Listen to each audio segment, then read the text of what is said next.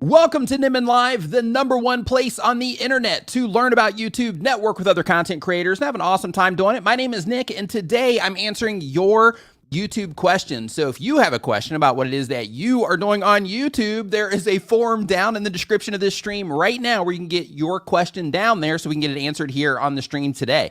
I do want to let you know, as we're starting this, we just have a couple of questions in there. So go ahead down into the description, get your question into the form so we can get it answered here on the show today. Now, while you're doing that, I do want to let you know that today's stream is brought to you by TubeBuddy, which is the #1 tool for YouTube content creators. TubeBuddy will help you optimize your videos for discovery, help you test your thumbnails to make sure that they're effective for the people that you are trying to reach and the traffic sources that you are trying to reach as well. They have bulk update tools in case you need to change a bunch of stuff in your description, swap out affiliate links, across all your videos, things like that, add affiliate disclaimers, all those things that you learn along the way. TubeBuddy will help you in a lot of different aspects of your YouTube channel, but they got 90 different tools that will help you thrive here on YouTube. So you can check TubeBuddy out through the link in the description, or you can go to tubebuddy.com/Nimmin and see what TubeBuddy can do for you. In addition to that, we are co-sponsored or co-brought to you by, hey Neil, what's up, man?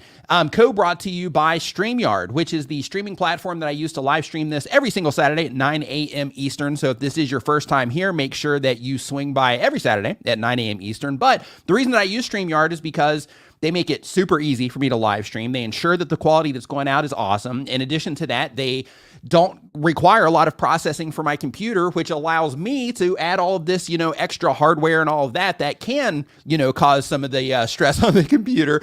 But they also run everything in the cloud, which means that if your computer goes down, your internet goes down, you have some type of technical glitch or problem, then StreamYard's going to hold the stream open until you get back in there. I think it's like 10 minutes is the limit on it. And you can just join in on your phone, keep the whole party moving until your computer comes back on, your router comes back on, or whatever the thing is. But you can also try that for yourself at StreamYard.com. But another thing that they do is they also make it really easy to add graphics to your screen, like the ones that I'm showing here on the screen right now. Just a, one click of a button after you load these things in, and then they can, show up on the screen for you.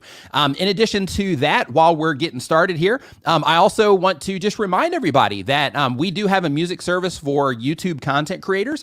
It's called Creator Mix. You can find out more about that at creatormix.com. It's free, 100% free for you as a content creator. You can use it in your podcast, you can use it in your videos, you can even stream it in the background if you just want to listen to it during a live stream like I do here on this one. Or if you're just driving around and you're like, hey, I just want to listen to some jamming music, then in that case, you can definitely check out Creator Mix on all of your favorite streaming platforms. We're on Apple Music, Amazon Music, Spotify, the whole nine. So definitely make sure that you check them out, Make sure you check us out as well with that. And I've also got a bunch of other helpful things for you in the description as well. So make sure that you do check that out when you get the chance to. Now, with all that stuff out of the way, hope you're doing awesome. Hope you're having a fantastic week so far. Hope that everything you've been working on this week is working out for you so far. Hope that you've had some successful videos go out. Hope you've learned some stuff. Hope you've acquired some new skills over the course of the week. I know, for me, I am, super excited to get into the content today and, start answering your YouTube questions. I'm actually waiting for just a few more questions to show up here in the forum so I can start kind of cruising through these. So definitely make sure that you, get your question into the forum if you want it answered here on the stream today. But in the meantime, Chantel, nice to see you in here today. Shafi, welcome to the stream. Kevin Hawthorne, nice to see you here in the stream today. Hope that you're doing awesome. Nishan Webb, hope that you're doing great. Jerry, what's up, dude? Hope you're doing fantastic. Nice to see you in here. Genealogy with Amy Johnson. Amy, hope that you are doing great. Nice to see you here today. So what we're going to do is we're going to go ahead and just jump right into it. So we've got the very first question on our list here is from King CMC TV. And King CMC TV says that they've been on YouTube for 1 year or more. They do gaming content. The goal of the channel is to support my family and get monetized. The question is, I do live Apex gaming live streams. I notice most Apex players live stream with the same title every time they go live and upload videos with different titles. My first question is, should I be doing the same? Second, I notice some Apex players live stream with the title do not have anything to do with their stream. For example, my sleep schedule messed up. Why do they still get views or clicks without keywords in their title? Is it because of their tags they use? No. So how this all works is YouTube has some information on their channels already, which helps the system understand, gives it a better, direction on who to show the content to when they go live. So, once you pick up some momentum, once you start having an audience, that's where you can use titles like that. But keep in mind, if you are just thinking about, okay, people that are playing Apex Legends, what could I say to them in my title that would make a difference to them, right? That would help them connect. Because a title like, my sleep schedule's messed up, even though people, might click on that, especially people that are already into that creator, it doesn't give much context for new people, right? So because of that, what you want to do is you want to make sure that you are giving some context in your title and your thumbnail in terms of what your content's about, and you design it all based on who it is that you're trying to reach with your content. So the very first step in that, in your case, is to make sure that you are using some type of imagery related to Apex Legends in your thumbnails.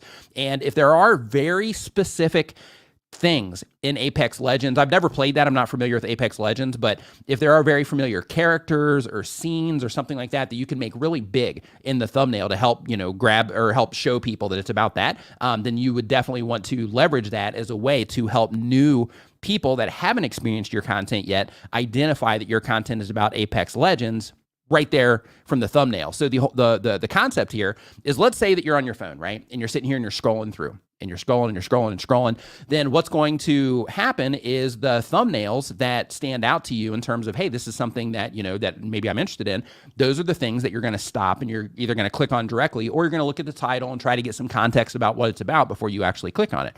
So because of that, you want to make that easy for other people as well. So when they see your content, then it's crystal clear to them that it's about, Apex Legends in this case. So if you're, wanting to, just have like the community hangout, like we do here for this stream, for example, then in that case, using templates and, things like that, saying, hey, I'm just going to use the same thumb, every time or from time to time, or maybe I'm going to create a handful of different thumbnails. I'm just going to rotate between and whatever. If you do that, you definitely, can take that approach. If you just want your current viewers to come in, maybe you have some stragglers that have never experienced the content before. But if you're trying to use your live streams to grow your channel, then in that case, you definitely want to make sure that you are making your content identifiable from the outside, so that when new people see it that haven't experienced your content before, then for them, it's like, okay, yep, this is, this is about Apex Legends. I'm in. Let me at least read the title and see what this is about. That's the idea. So hopefully that helps. Drost, Herman, man, hope that you're doing fantastic. Nice to see you here, man. I hope to see you at Vid Summit here in a few weeks. We're down to 24 days until Vid Summit, which is pretty awesome. I'm really looking forward to that trip. So when it comes to Vid Summit, just in case you guys aren't familiar with this, I do have links to Vid Summit down in the description of this stream right now. But Vid Summit is a conference that's happening for YouTubers, that's happening in LA on September 27th through the 29th. So a lot of content creators are going to be there. A lot of really big and famous content creators are also going to be there, sharing, their advice on, things that help them grow, and, the things they focus on and things like that. So you can go in person, or they also have virtual tickets, which means that, if you can't make it out there or something like that, then you can just get the virtual pass and you can still get all the education from it. So definitely check that out. I got a link in the description. So let's see here. So the next question that we have here on the list is from, we've got Earth Central. Earth Central does daily content. The type of channel is meteorology and geology. And the goal of the channel is to spread awareness. And the question is, how would I be able to run my channel successfully during a recession? This is a really good question. So, of course, when it comes to a recession, what's going to end up happening as we go like full blown, recession is, advertisers are going to pull back. Sponsorships, they're going to pull back.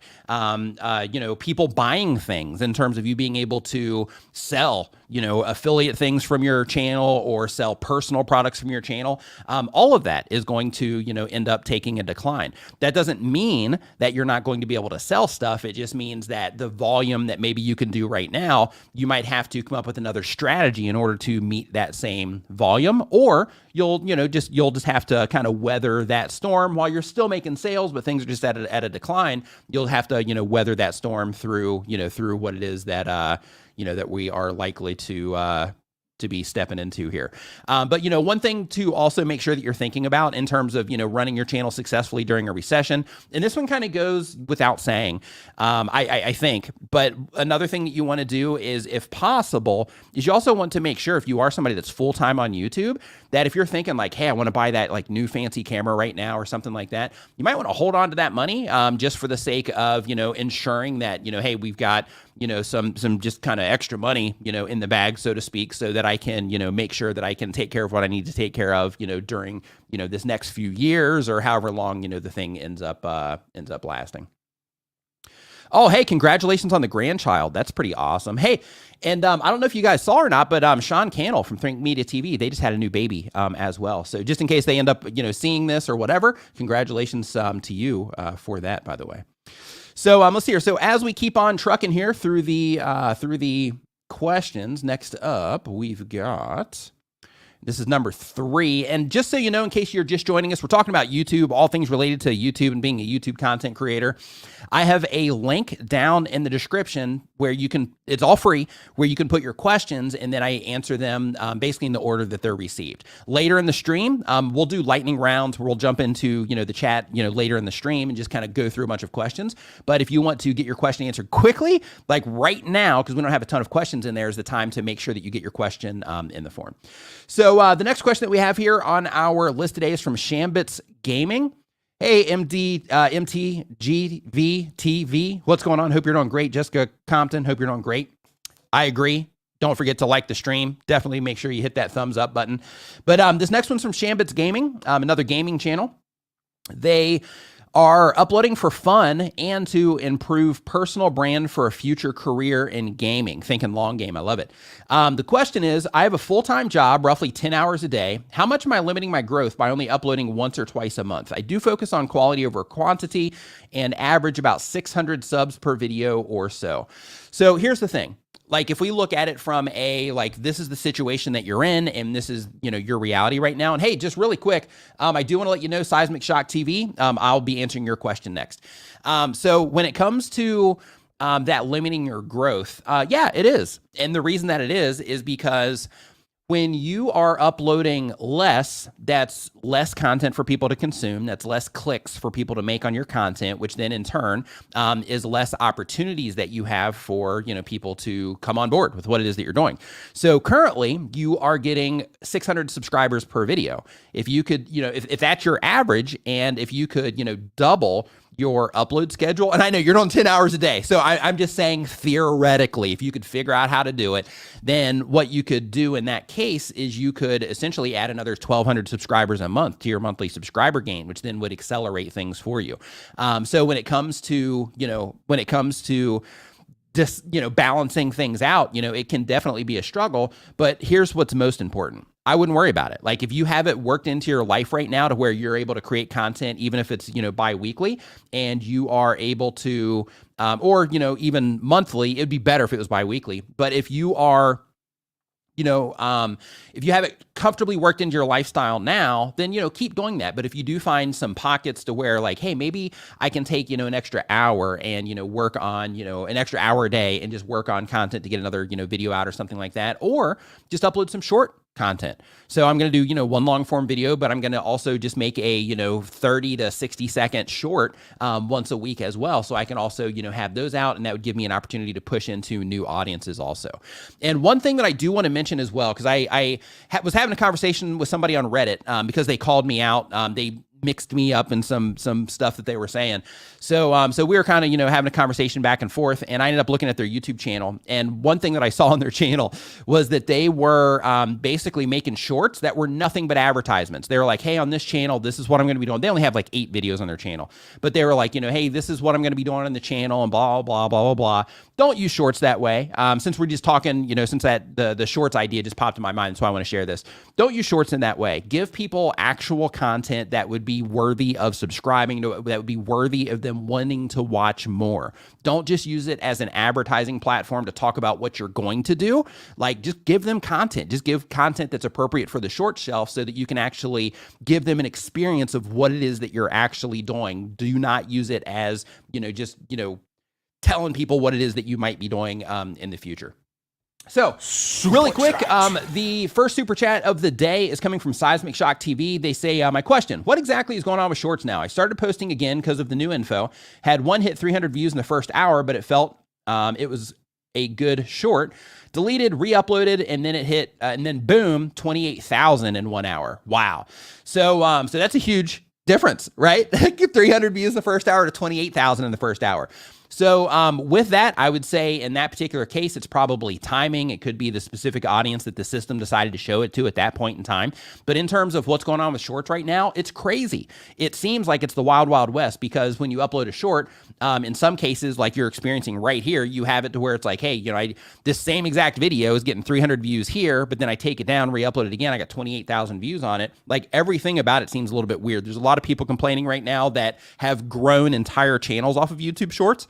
There's tons of chatter, so to speak, in the community about shorts creators talking about them taking a severe hit in their overall traffic, to where every time they used to publish a short, then they would just get, you know, showered in views. And then now when they upload a short, it's just, you know, more difficult and they don't get those similar results. So right now, I think, and again, I like with this, just so you know, I don't have any, you know, information to support this. I'm just giving you a theory right now from, you know, this moment until I stop this moment.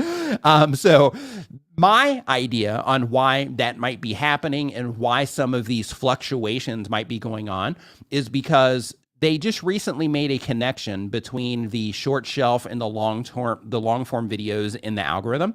And when things like that happen, the entire system has to adjust to it, right? Because now, you know, they're creating these bridges and they're connecting, you know, the short form content to the long form content. So when those types of changes are made, then everything has to kind of catch up to that. So my guess is that that is part of what's going on. And in addition to that, and this is another one, I don't know, but this is a personal theory. In addition to that, if YouTube was, you know, mine, one thing that I would do is I would say, okay, I'm actually going to start showing a lot more of the shorts that lead viewers into longer form viewing experiences, so that we can get that much more watch time, so that we can show them ads on longer form videos and that sort of thing. Typically, according to YouTube anyway, the ad system is completely separate from YouTube, and if a channel's monetized or not is supposedly not supposed to make a difference. But like I said, if it was me, I would definitely try to make that connection in terms of like, hey, this video is, you know, when people interact with this short, on average, X amount of people click on the channel name or they click into their shorts and they go and they watch more. So therefore, let's, you know, continue to show. That's, you know, again, personal theory. Now we'll get back into, you know, the stuff that's not theory. But yeah, so that's a pretty interesting experience that you are having though. But you know, what you're dealing with right there seems to be a common thing that's going on right now in the world of shorts. So it's going to be interesting to see how it ends up working out, you know, long term. So our next question here on the list, make sure we got that one covered. We did. So the next question that we have here is from Show and Tell, is the name of the channel. They do daily content. They've been on YouTube for less than a year. It's another gamer. The goal of the channel is to give content. We got a lot of gamers in the house. If you're a gamer, just say me. But the goal of the channel is to give content to people to watch and enjoy. And the question is it okay for me to switch from gaming videos to videos about my new kitten videos? So yeah, you can pivot your content if you want to, but keep in mind that if you've already built a channel about gaming, then YouTube is likely to show that kitten content to the wrong people. And in addition to that, you got to think about, okay, if I start putting up these cat videos, what's the likelihood of these cat folks digging my gaming videos? It's going to be pretty low. So because of that, it's a better idea to say, you know what, instead of combining these cat videos into my main channel with my gaming content, what I'm going to do is I'm going to create a new channel for the cat stuff, and then I'm going to keep my gaming channel separate so that I can put gaming content there, and then I can put the cat content, you know, somewhere else, for the sake of just creating a community of cat lovers that will love every video that I publish on that channel, and then creating a community of gamers or people that like to watch gaming content, so that every video that I publish on that channel is also a great fit for them. So that would be the approach that I would personally take if I was, you know, walking down that path. So let's see here. So really quick, iFund Chris, thank you for the super chat, my man. I appreciate it. Midnight Madness 4x4 in the house. What's up, my man? Hope you're doing fantastic, Charlie. So let's see here. So next up on the list here, if we hop back into the questions, we've got normal mode TV. Normal Mode TV says they upload when they have time. They've been on YouTube for a year or more. The type of channel is video game reviews and essays. The goal of the channel is to get better for now, but eventually go full time. And the question is, I have a million video ideas, but all of them are extremely time consuming. Is it better to shoot for a weekly schedule and miss by a few days, or should I drop back to bi-weekly for consistency? So when it comes to consistency, yes, you have the algorithmic side of it in terms of, you're continuing to plug new content into the system, which means that you constantly have new videos that are bringing in new viewers, or at least that your current viewers are interacting with. And that is definitely advantageous.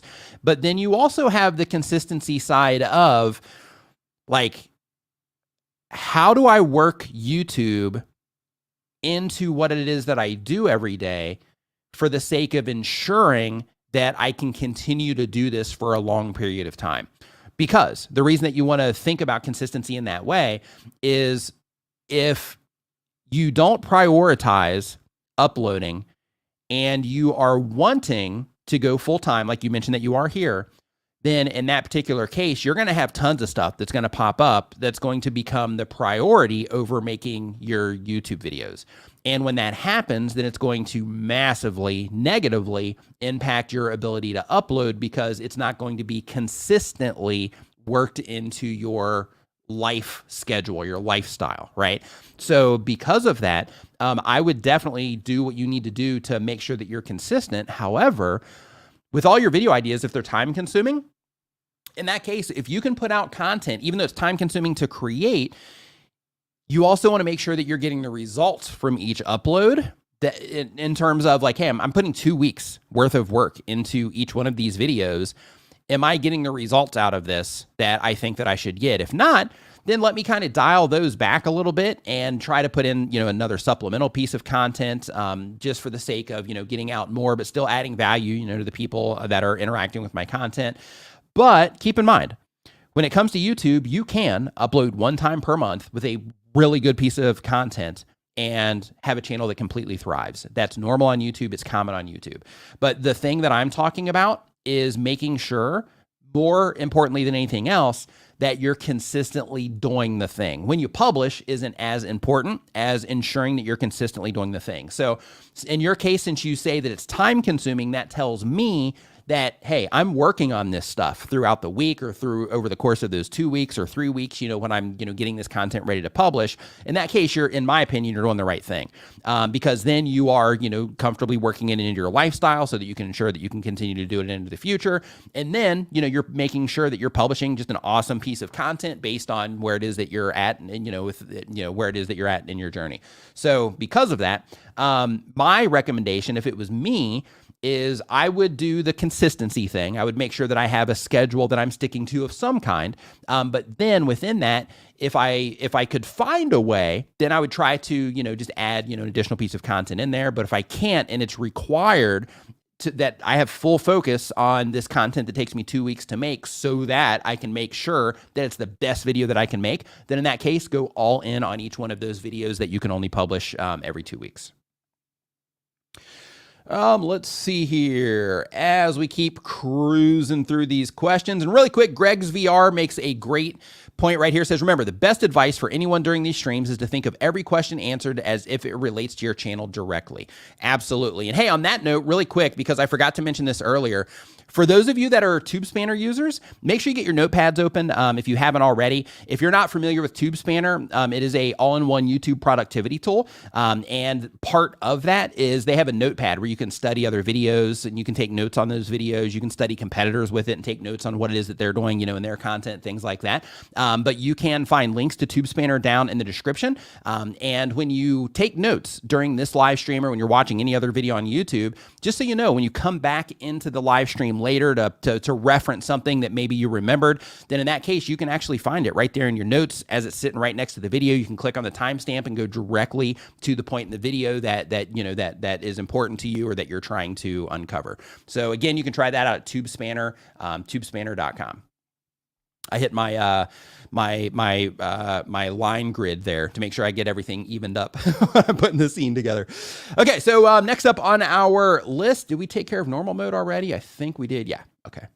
So next up here, we've got genealogy with Amy Johnson. Says, family history content. The goal of the channel is to get people excited about their family history and grow my business. The question is, I know experimenting is important. Should I be publishing more than once a week in order to do that? I feel like publishing once a week doesn't leave a lot of room for that. So, it depends on how fast you can put your content together. Like, I think that, you know, especially with your type of content, I think that publishing weekly would be a good move, just because it's enough to keep a good, you know, cadence and keep serving your audience with new information. And it keeps you in that process of, you know, just doing the thing, so to speak, so you can just, you know, keep increasingly getting better at it.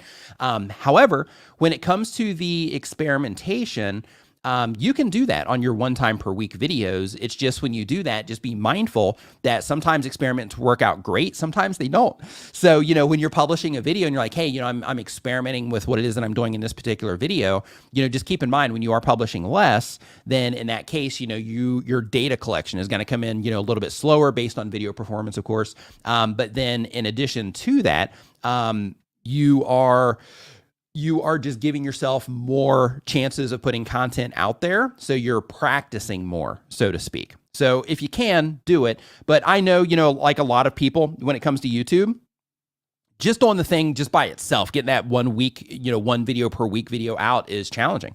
So, you know, for anybody that is having that type of experience to where it's like, man, it's tough just to get out 1 video a week, I recommend that instead of pushing yourself to try to do another video per week, you know, for the sake of experimentation, that you just experiment on the content that you're already putting out, and that you just focus on getting, you know, really rigid about ensuring that you're getting content out on that weekly basis, so that you can have it all worked into your, you know, schedule nice and tight, and it just becomes more of a thing that you do on a regular basis, so to speak.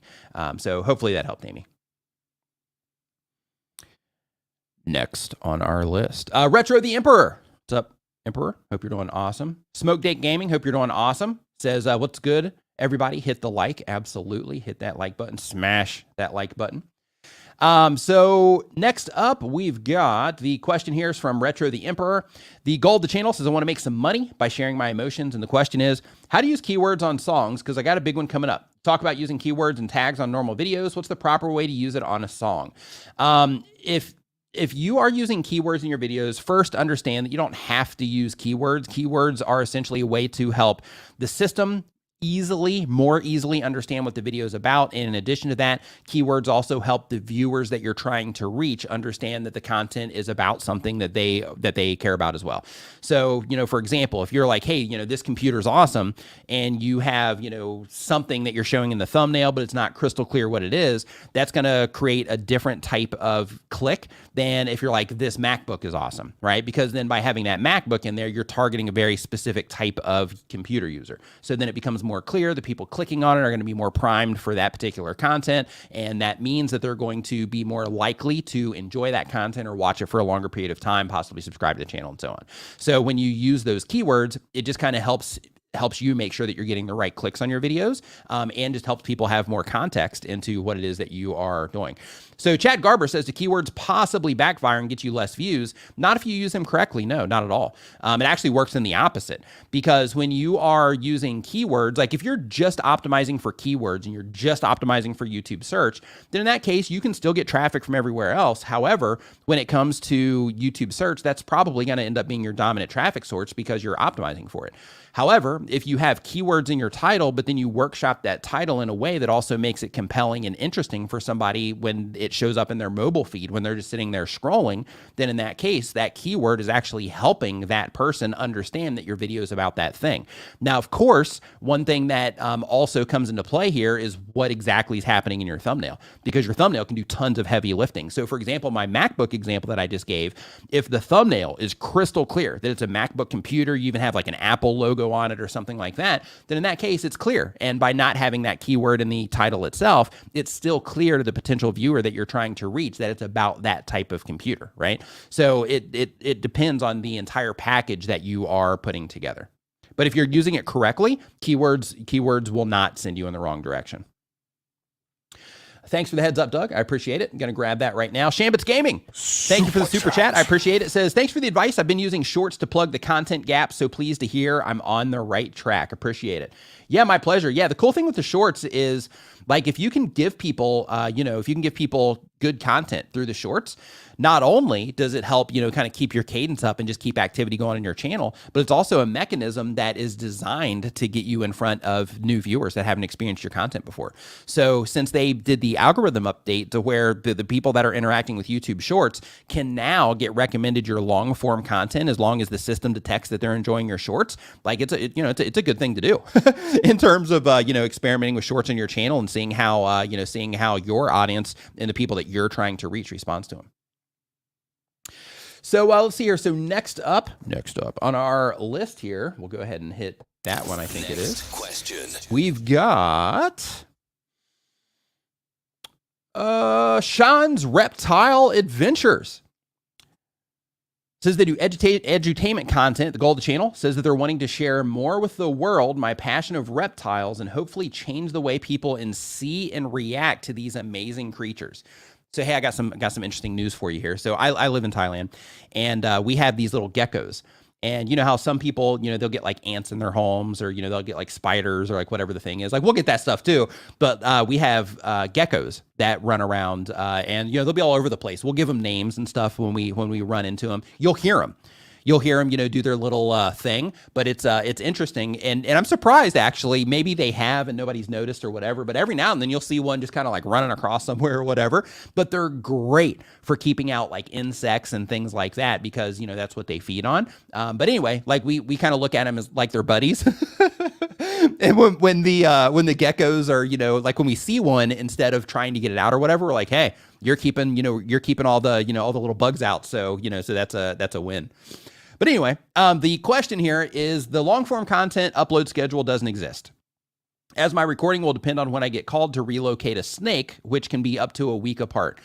Would I be better off making shorts for in between the long form uploads or try to come up with other channel topic related ideas to create more consistent long form upload schedule? I would definitely try to come up with other ideas. So just to brainstorm on this. Hey, John Paul, what's up, man? Hope you're doing great. So Daniel Batal, also in the house. What's up, my man? Hope you're doing great. He says, no gecko can keep me out. See, claiming it, right? That's a war cry right there against the geckos. I'm gonna bring some with me to LA. Hey, Leela, hope you're doing great as well. Nice to see you in the chat today. So just a few shout outs here. I just want to give really quick, since people are here. So just so you guys know, my brother D, who is in the chat right now, he just put out a video yesterday actually talking about how to leverage, some new shorts features that I talked about in the news segment yesterday. So make sure you check out his channel. Daniel Batal, who's also in the chat today, he's got a little wrench next to his name. He also makes content that helps YouTube content creators. So if you're not familiar with him yet, definitely check him out as well. Chantel Hills, I'm not sure if this account is her live streaming account or not, but she actually makes content that helps live streamers. So if you're into that, definitely check out her account as well. Leela, if you are somebody that uses Adobe Premiere, if you're not subscribed to Leela's channel, you're doing yourself a disservice.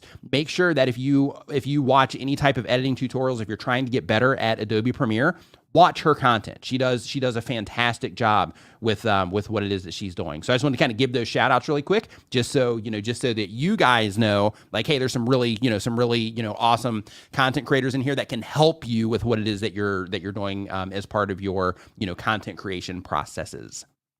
So next up on our list here, did I answer the question for this one? Okay, sure. Oh yeah. So really quick, I just want to brainstorm just for a moment, right?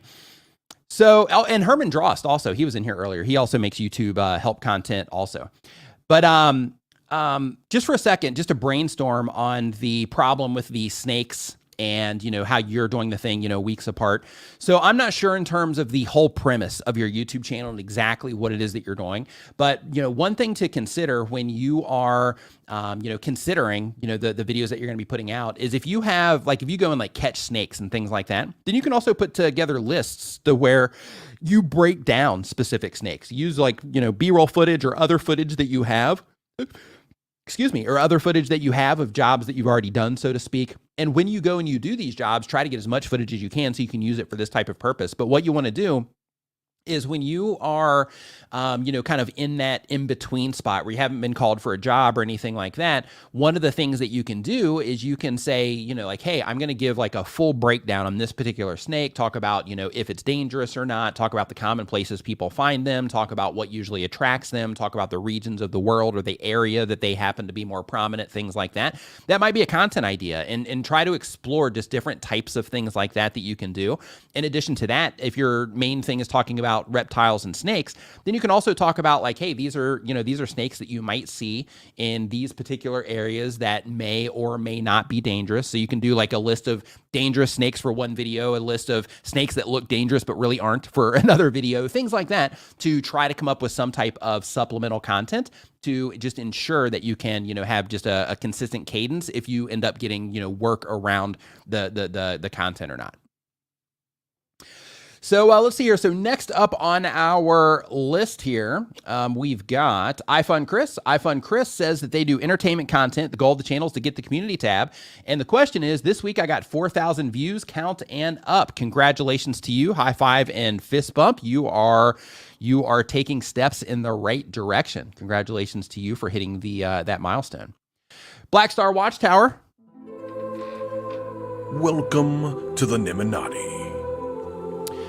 Make sure next time you get the chance, you go to nimminvip.com. It's on the bottom of the screen here, right there.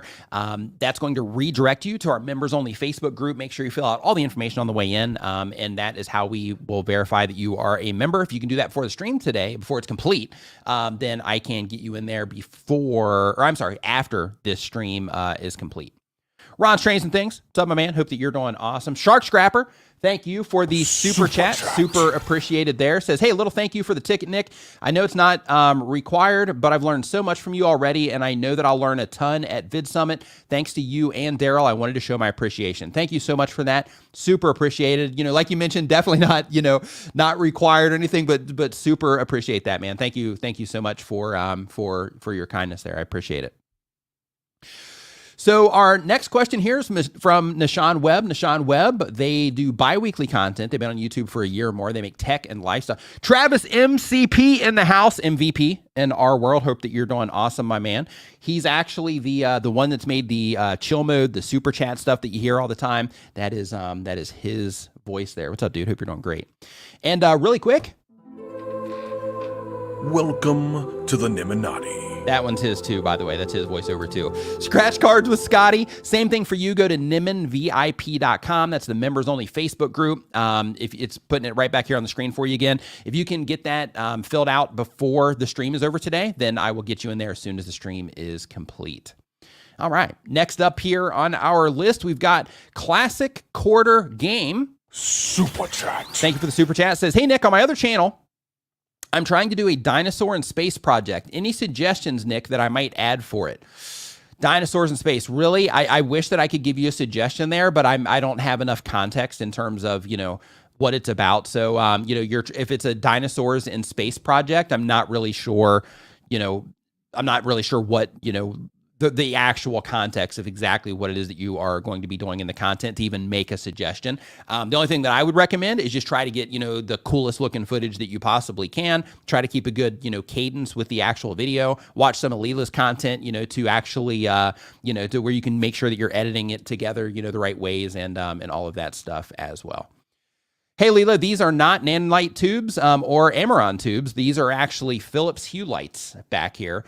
And with these Philips Hue lights, I took these fixtures that are supposed to be used in ceilings, and I gutted them because they come with LEDs, but I gutted them, and then I put Hue lights in there so I can change the colors and all that stuff. But I do, if you look at the, let's see here. If you look at the glow that's hitting the play button right back over here by the play button in the StreamYard pillow. It's got the orange glow on it. That is a little Godex tube or Godox, however it is that you say it. And then if you look back here, there's another one that's behind the broken on-air sign. Don't get that on-air sign on Amazon, by the way. They make much better ones. I got that one. It's a Bluetooth one, and it doesn't hold a charge, and then it has to completely die before you can recharge it again. It's just a nightmare, so don't get that. But anyway, I have a broken on-air sign back there that I'm going to be hacking together to make it work with some Hue lights too. But there's a little glow behind that one. That's also a Godex tube. So let's see here. So next up, Nishan Webb, okay, yep, says, is it possible to use the camera Rode mic instead of the default computer mic in OBS while the camera is being used as a source? So when it comes to having your camera mic connected, or your mic connected to your camera and then using that microphone inside of OBS, as long as that signal is coming through HDMI, then in that case, you should be able to pick it up. If not, I know Rode does make, I actually just picked it up. They have, because I'm getting my kit together for when I travel to VidSummit, and Rode makes this audio interface. It's literally, like, it's like half of the size of this remote control, and you can plug in the Rode NTG into it, and other microphones as well, as long as it doesn't require phantom power. You can plug them into it, and then it'll pick up like normal. And you can just plug that directly into a USB-C or a USB or even your phone in order to use it as an audio interface. And by doing that, you would be able to get it in there. I think that the whole device was maybe like $60 or something like that. But one of the things that that you can use that for is they have software. So Rode has software that you install with this, and then you actually, like, when you're selecting your audio sources, then you can select that particular interface as your audio source once you have that Rode software installed. So you might, yeah, Rode AI Micro. That's it. Thank you, Mr. Camera Junkie. No wonder they call you Mr. Camera Junkie, right? He's like, hey, I got this one, Rode AI Micro. But it's called the Rode AI Micro, and it's pretty awesome. I was experimenting with it yesterday, and the audio quality that comes out of that particular combo with that little device plus the Rode mic NTG, it actually comes out. Yeah, it actually comes out sounding pretty nice. 86th Street Project, thanks for the super chat. I appreciate it. It says, thanks for everything, man. 70 subs and stagnant. Today I'm up to 407, consulting with an actor about being a line cook. Couldn't do it without you. Congratulations on that. Moving along. So the fact that you're stagnant, that's not a positive thing, though. So I would definitely start, doing some experimentation. Like with everybody here, if there's anybody here to where you just stagnate, right? Like you're uploading on a regular basis, things are going all right, and then everything just starts kind of falling apart on you, or just kind of, stagnates out. The best thing you can do is start experimenting, because what that means is some of the video ideas that you're coming up with are, maybe they're just not hitting the mark, so to speak. Maybe the way that you're putting your videos together is just not hitting the mark, so to speak, anymore. So because of that, when you start experimenting, it helps you, even though through experimentation, you'll have a lot of experiments that fail, you will uncover things that will help your channel grow. Also talking with other content creators too. This is one of the cool things about our membership group and everybody's, membership groups around like YouTube Help Content is, just people being able to brainstorm with other creators and things like that. But, for example, like Drew Project, I think it was last Saturday, it was Friday, I think. Yeah, it was Friday. We, after our members call, he and I were just chatting back and forth on Twitter, and just through that chat, we were just kind of brainstorming on some ideas, for him that he could come up with, to, try to move the needle a little bit more, as well. So, definitely experiment a lot, try to come up with ideas, try to look for, different themes and different things that people are doing in niches outside of yours, see if you can apply any of that to what it is that you're doing. That's definitely, ways that you can find your way out of the rut. Brian G. Johnson in the house. What is up, dude? Hope that you are doing fantastic. Nice to see you in here today. And, like I was saying on the shout out side before, Brian G, for those of you that are not familiar with Brian, he also makes YouTube help related content. So, he also adds a really awesome perspective into the YouTube help space. So, he's another person that you can follow or subscribe to help you along your content creator journey. So let's see here. So next up, we've got, let's see, God-Centered Weight Loss is the name of the channel. They do not have a channel yet. They're getting ready to start it. The type of channel is health, weight loss, and spiritual education for Christian women. And the goal of the channel is to use YouTube to drive traffic to my business and paid offers. And the question is, if you were just launching a brand new channel, not having published one video, what kind of publish strategy would you recommend to quickly train the algorithm to find your niche audience and service your videos to them for fast growth from the very start? First thing that I would do is I would make a series of videos. As soon as I started publishing the channel, I'd publish 2 or 3 videos to the channel so that people can watch more than one piece of content, when they come in on that first video. Second thing that I would do is I would make sure that I was being very intentional about who I was targeting with the content. And in order to do that, I would use what I call audience identifiers. And those audience identifiers are very specific words that you put in either your thumbnail or your title to help the right viewer click on what it is that you're doing. So in that particular situation, if you do optimize around that concept, that's one to where you can get less views, but the people, in some cases it works out great for you too, but it can be like less views initially to ensure that you get in front of the right people, or only the right people are clicking on it, so that once YouTube detects that those right people are clicking on it and that they're enjoying the content, that it's going to more quickly show you to the right people because it's only the right people that are clicking on it, right? So then your goal from that point is to, once you get them clicking on it, to start paying really close attention to your audience retention report so you can ensure that you're giving them a quality experience. Make sure that you're, inviting them to subscribe, those sorts of things as well, so that you can make sure that you are, serving them in the best way possible so that YouTube can detect it, so that YouTube will show you to more people like them. That's the whole idea. So in your case, what you want to do is in every title that you write, at least put 4 women in there somewhere.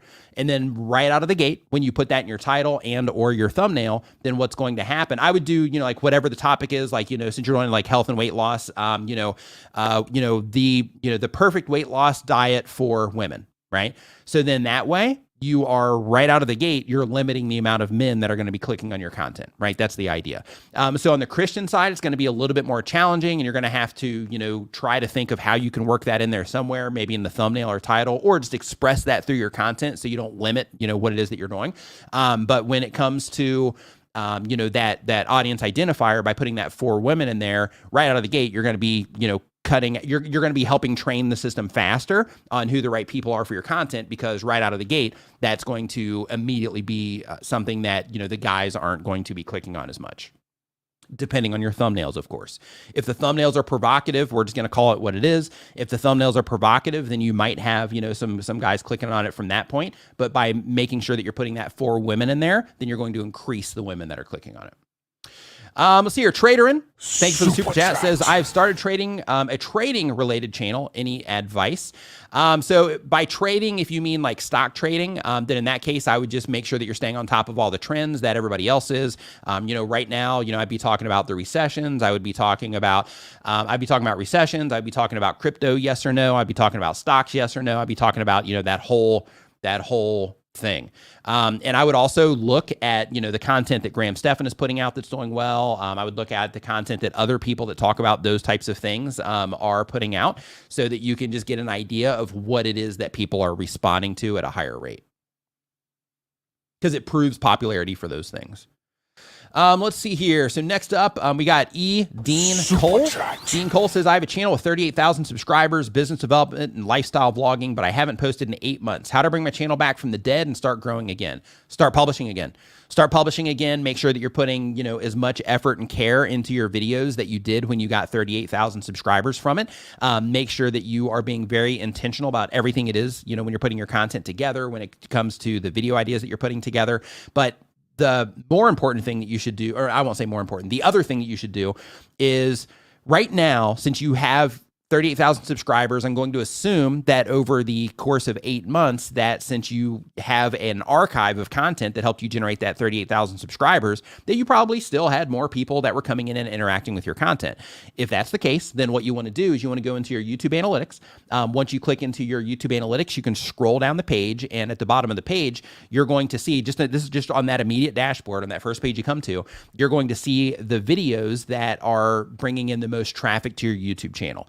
So what you want to do is you want to look at those, and you want to think about the video that you could make next, or the videos that you could make next that would be complementary, or that would just be of value to the people that are watching those very specific videos based on the topics of those videos.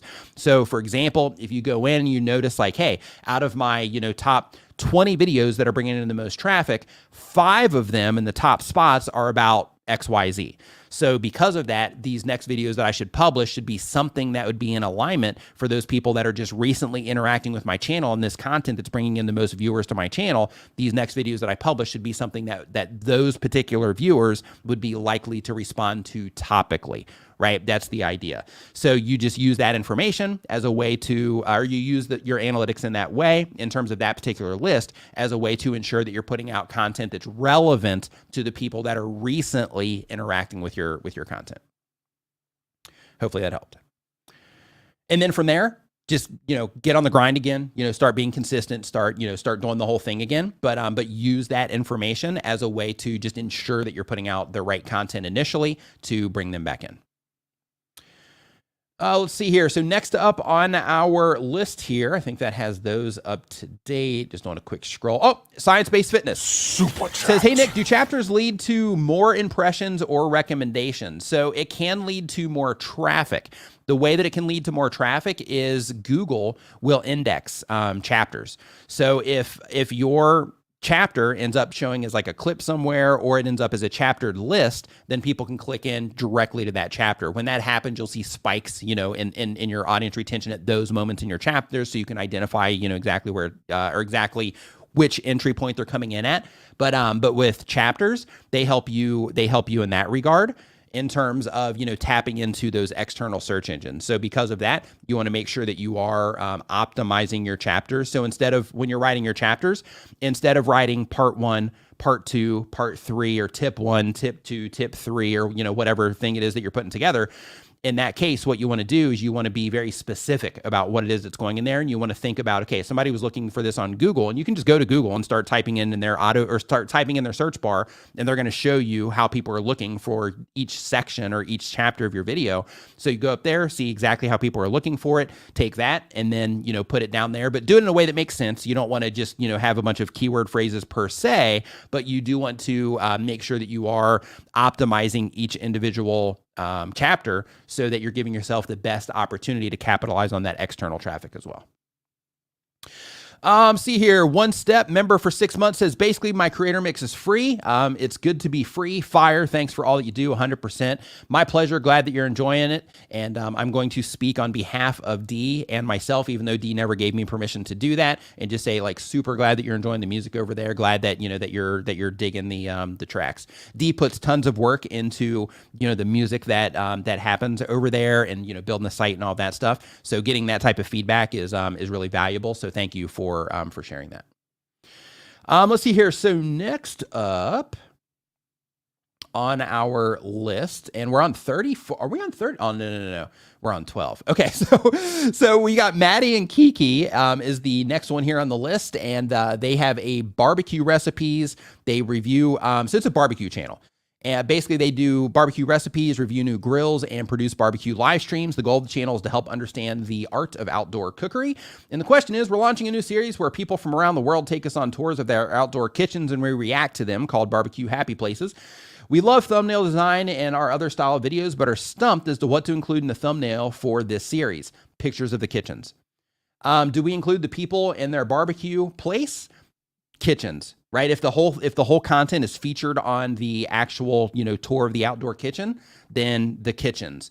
You might want to, if you're not familiar with Photoshop already, you might want, I think Brian G's watching this on the delay, because he just dropped in a, hey, a dude. Yeah, I think he's watching this on the delay. Brian, if you're still watching this, by the time it gets to this point, hit the little live thing to scoot up towards the front. So, Let me continue reading your question just to make sure I have full context here. It says, do we include the people and their happy barbecue place? Should we be in the thumbnail? Should the location on the map be included because these people are located all over the world? Please help. We're drawing a complete blank on the thumbnails. Thank you, your Canadian barbecue sisters. So yeah, so what I would do is I would definitely make sure that you are featuring the kitchen. If there are very specific things in the kitchen that are unique or something like that, or would be of some type of interest to somebody that's interested in barbecue and seeing these types of things, then in that case, I would definitely try to highlight that specific thing. So maybe it's a full kind of close-up shot, because you got to make sure you're considering suggested videos here. You want to make sure that the shot that you're getting, or the image that you're getting for your thumbnail, that it's still going to be legible, or that they're still going to be able to identify it as a kitchen when it's at a smaller size. But if somebody has something unique, then in that case, just take like an arrow and point to it and just kind of use that as some of the context that you're going to be putting for the actual title of the video as well. That would be the approach that I would take. But just so you know, like barbecue channels, they can do great. So I worked with a barbecue channel. I took him from a little bit under 10,000 subscribers to over 100K. Now he's pushing somewhere around like 300K. But that type of content, like once you get in front of the audience that responds well to that, you can grow them, relatively fast. There's a lot of things that he's doing wrong now. But at that point in time, like you can really get those things accelerating fast. I actually worked with another one too, who's also recently crossed 100,000. But with that particular one, he was going in the right direction, but he ended up just like stopping YouTube because he was doing it as a part of his business, and he was opening up more stores and things like that because everything was going awesome. And because of that, YouTube ended up taking the back seat. But the other one, the one that's now over, 300, in his case, he actually leveraged his channel to open up lots of locations, and he started selling more of, his products that he offers and things like that, to the tune of generating like millions of dollars in sales directly from his YouTube channel. So what it is that you are messing with here in terms of your barbecue content, you can really do some awesome, things with that and get some really great results. So just pay attention to what it is that people are responding to, what it is that they are not responding to. And what I mean by that is this experiment that you're running with this new pillar of content where you're going in these tours. Make sure that as you're putting this together, make sure that you are, that people are responding to it. Because even though it's like an idea that you have, just make sure that, as you go through like 10 videos, just make sure that you are comparing that against some of your other content, so you can get using the grouping feature so that you can just get an idea of how people are responding to it. Next up, really quick, by Lady Free. Thank you for the super chat. Says, hey, Nick, I love your content. It's so informative. Thank you for that. Thank you for the kind words. I just started a mukbang channel 3 months ago, and I just hit 1,000 subscribers. Can I get a review? I can give you a hand clap for the 1,000 subscribers. High five and fist bump to you for crossing that. But we actually don't do reviews here on the live stream. So we used to do that, but now we actually do that in our channel members' live streams instead of doing them here. And for those too, it's like a surface level review. So what that means, it's like a first impression thing. Like, okay, I look at the channels and then I'm like, okay, these are things that, you need to fix. You got to work on your thumbnails. These are, some ideas for your titles, things like that. We look at the videos and we say, hey, you're doing this wrong. You need to do this. You need to add more personality, whatever the thing is. And when it comes to like a deep dive review, in that particular case, that's where somebody actually, opens up your YouTube channel. They look at your analytics, all of that stuff. And then they give you, advice based on all of that information. For that, if Daniel Batal is still in here, I recommend that you reach out to him. Roberto Blake is also a good source for that. Daryl Eves is a good resource for that. Tim over at Video Creators is a good resource for that. Nate over at Channel Makers does that. I think Ed at Film Booth does those as well. But yeah, I think Brian G might also do those. But there's, you can definitely find those solutions too. You'll get the most value if somebody can actually go into your analytics, but you can get a ton of value just from people looking at it from the outside as well, and identifying holes, so to speak, in what it is that you're doing. So next up, we got Savage Skillets. Love that channel name. Says that they do cooking and lifestyle content. The goal of the channel is to monetize in an effort to become a travel channel. And the question is, are shorts a good idea for episode commercials? No. I mentioned this at the very beginning of the stream. And what I mentioned is that your YouTube shorts, if you want them to perform well and get in front of more people, they should be actual content that's appropriate for the short shelf. It shouldn't be an advertisement. The reason for that is people are in the short shelf looking for content to watch. They're not there wanting to see videos about, what it is that you might have coming in the future, or, hey, here's an ad for my channel, anything like that. They want content. So give them content and use the content, the really good content that you're making for the short. Let that by itself advertise the channel, right? So make the content for it. Don't just use it as an advertising platform, so to speak. Eating Cole, thank you for the super chat there, the additional super chat. I appreciate it. Says, follow-up question. What are your thoughts on if running an ad to existing subs like Why Quit YouTube, I can get the PPC at 1 cent. Will that help or hurt, and why? Okay, when it comes to YouTube advertising, the problem there especially in your case, like you already have an established channel. Like all you have to do is just start the motor again in terms of like, hey, I'm just publishing content again. The problem with YouTube advertising is in a lot of cases, once you start paying to play, it can actually negatively impact the channel just in terms of how it gets treated. But in addition to that, when you are paying ads, you're essentially forcing your content in front of people. And that doesn't necessarily mean that they'll respond to it organically when it shows up on their homepage. So in your case, you've grown 34,000 subscribers. So you know how to get people to click, you know how to make content that people respond to positively. So because of that, like, you know how to do the right thing. So if you did run ads, there's a very strong likelihood that you would also be able to get them to click from the homepage as well. But in my opinion, I think that your efforts would be better spent instead of trying to run an ad campaign that could possibly work against you, especially if you target it wrong.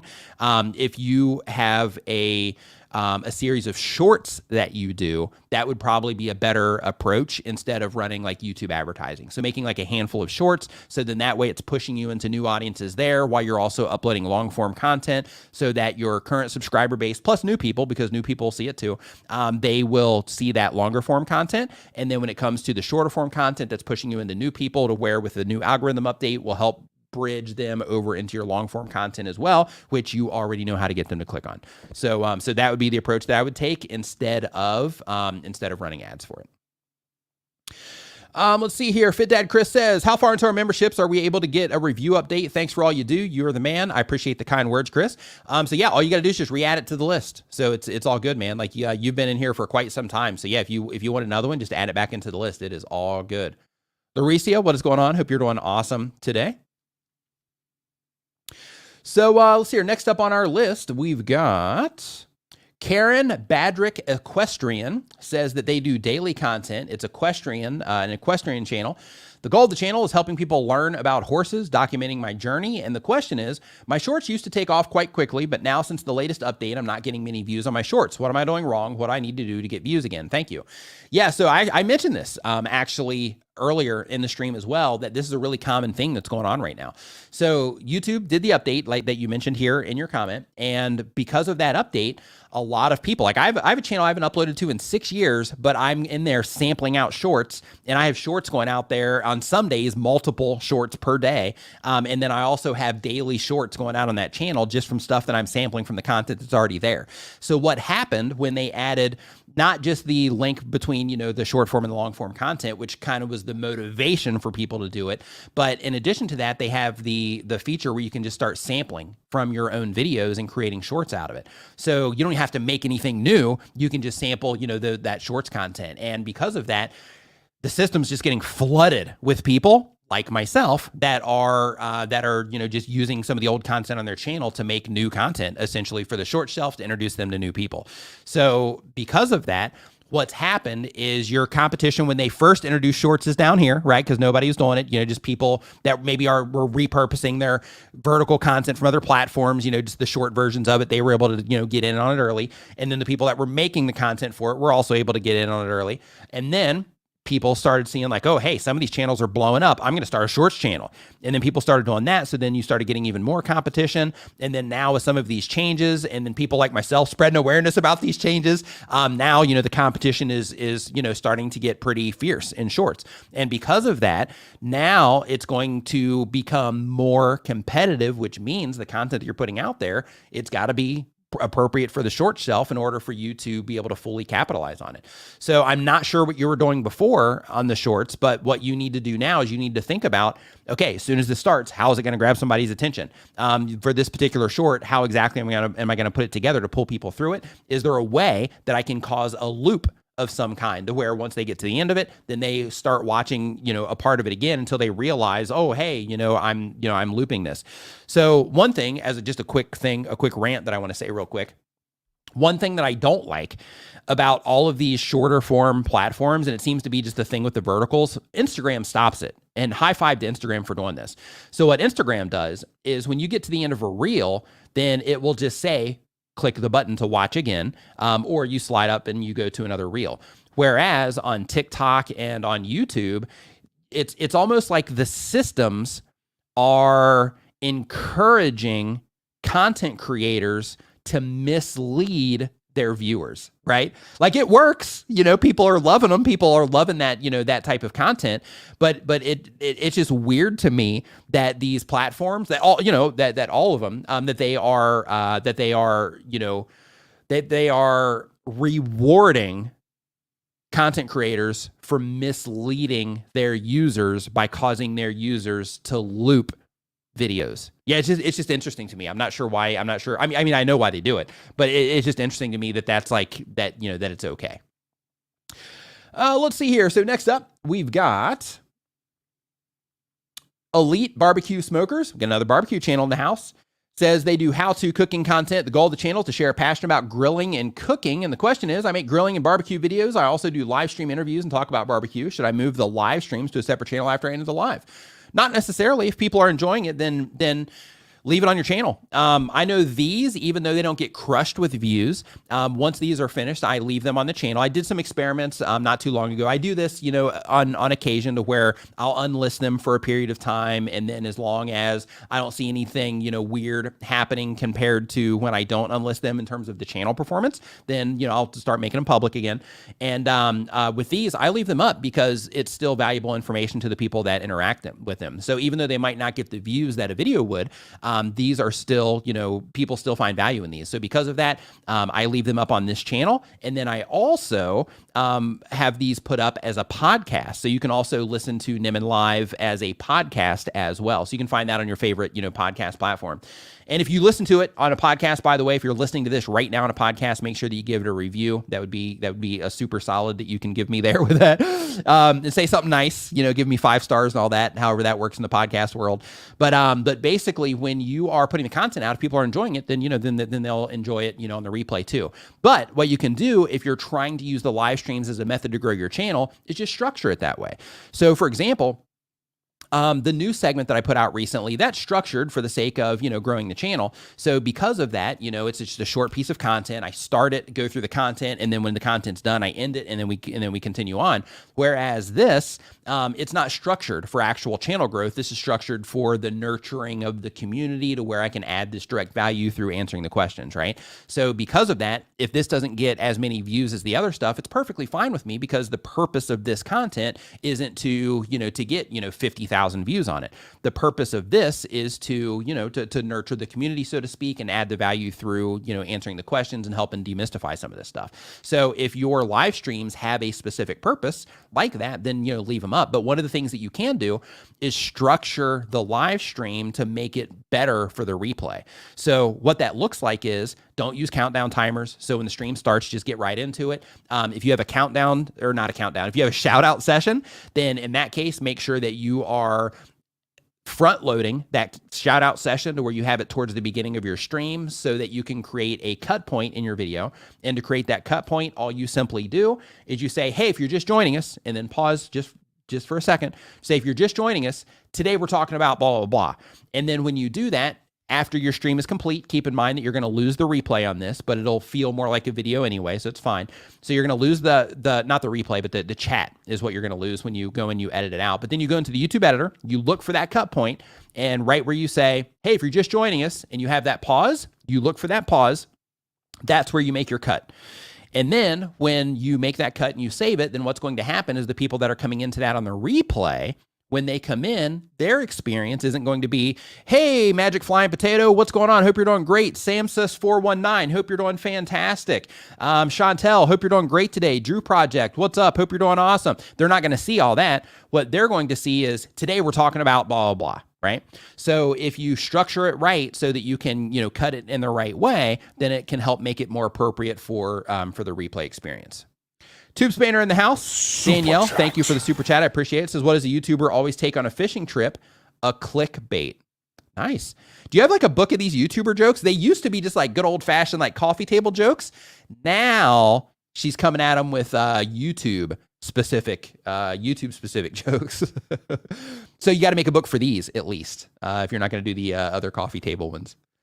So next up, We've got Our Extraordinary Life is the name of the channel. The type of channel is entertainment and vlogging. The goal of the channel is to bring extra income for my family. And the question is, Shorts now can recommend longer content. Should I make Shorts for my older videos, or should I start fresh and just focus on the newer videos? You can make them for older videos as well. But what YouTube mentioned in the release of that information was that it was going to help them show newer content. So because of that, you can definitely take some content from your older Shorts, but when you do that, then it's going to help them show more of your newer content when you publish your newer content. And I don't know, just to be clear, I don't know if by newer content they mean like videos that you publish after that short is created, or if they just mean like videos that you've uploaded in the last 90 days. I'm not sure because they didn't give that specific information. Coach Sherry says, I don't think a lot of YouTubers consider the replay experience when they do lives. Absolutely not. Yeah, a lot of YouTubers are missing the mark on that in a major way. They don't think about the replay and the live. They don't have the purpose behind each specific piece of content that they upload. Like a lot of content creators, they just think, I got to get a video out. Instead of thinking like, okay, why am I publishing this video? What's the purpose of this video? How does this type of content typically perform on my channel? Do I typically get higher ad rates on this content? Does this type of content typically get me more subscribers, or does it typically get me more views? If it does one of those things, which one of those things is it that I'm publishing this content for? In addition to giving good content, to the people that are interacting with your channel. As the content creator, if you want to accelerate things, you also have to make sure that you are giving purpose to things so that you can use the content that you're putting out, not two things, two videos, and live streams and everything else that you do, so that you can make sure that whatever goals it is that you're trying to attain with your YouTube channel, be it view goals, subscriber goals, money goals, influence goals, whatever the thing is, positioning, whatever, you need to make sure that you are identifying these are the pieces of content that I'm putting out that are helping me achieve that specific goal. And it's normal and it's recommended to have more than one goal that you're trying to achieve. So you have your monetization goals, you have your view goals that you're trying to hit, your subscriber milestones you're trying to hit, those types of things. So when you are like, hey, this video here, I'm putting this out so that it serves this purpose, like that's how you really win. Of course, you can get lucky and just put out videos that are, just put them out and, hey, I'm just making all the right choices here, right? You can definitely do that. But if you apply that purpose and you actually put together a strategy on like, hey, this is what I'm trying to do, this is the content that I'm putting out in order to make that happen, then it can accelerate, the rate that you're growing. And not just growing, but achieving whatever goals it is that you're trying to achieve. Let's see here. I think I just answered this one. Yep, I did. So next up, we've got, how big is the map? What is up? Hope you're doing awesome. Welcome back to the stream today. They have a gaming channel. The goal of the channel is to walk across the map of every open world game ever made. So really quick for you gamers in here, I just want to mention really quick, just like, this is such a cool concept. I actually haven't looked at the channel to see. I think I might have looked a long time ago, but I haven't looked to see like the type of results that, they've gotten recently. But just conceptually, right? Like this is how you stand out doing stuff like this, right? Because you have, like, hey, I'm just playing the game. And of course, as a gamer, that's what a lot of people want to do. But you can add, like things like this to like really leverage something unique, really helps you stand out in a major way. Like this one, for example, like this helps them stand out in such a major way that every time they, say something, not every time they say something in the chat, but like if I notice them in the chat, then it just stands out, right? Because I know what it is that they do. When their questions come in here in the forums, same exact thing. I know what it is that they do, and it just stands out like crazy because they're doing something so unique. But anyway. They say, a lot of respect for doing these live streams and helping us every Saturday. My question is, a few of my videos are a little bit too quiet. The volume is too low. I've already published them. Can I still turn up the volume of these videos in the YouTube editor?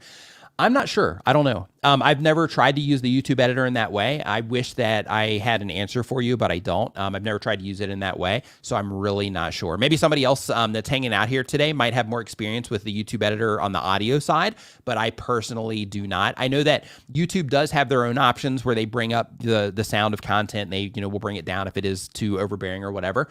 But in terms of being able to adjust that in their editor, I'm not 100% sure if you can or not. So the next question on the list here is from Creator Classroom. What's going on? Hope you're doing great.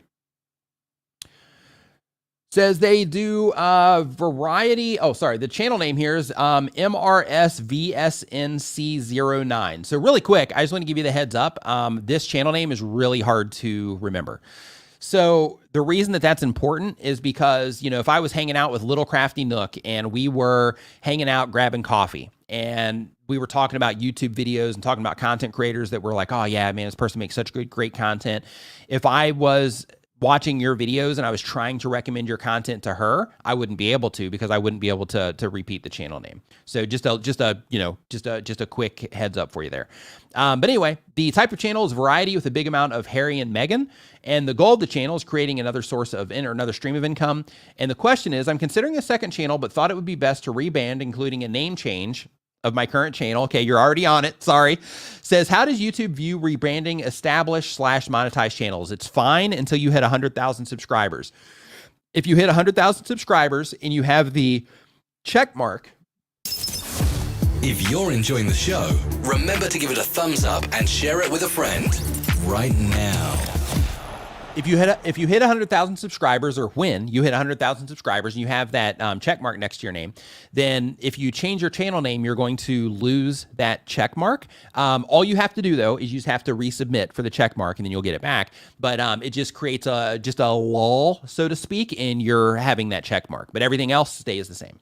But right now, like if you're just in the partner program, but your channel isn't like huge yet, I think no matter what you do, you'll be making a good step. If you change your channel name, that's something that's easy to remember. Because right now, any possible negative impact that might happen on the platform, which won't be any, but if there is one, you would be able to offset that by just having a name that people can easily remember once they enjoy your content and they're like, oh, hey, that's right, I want to go watch some of their videos, and they can search for it and find you.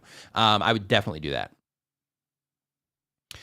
Let's see here. So next up, Samus419 says, my buddy got his check mark back in a day. He's at 466,000 subscribers. So there's some, recent context for you.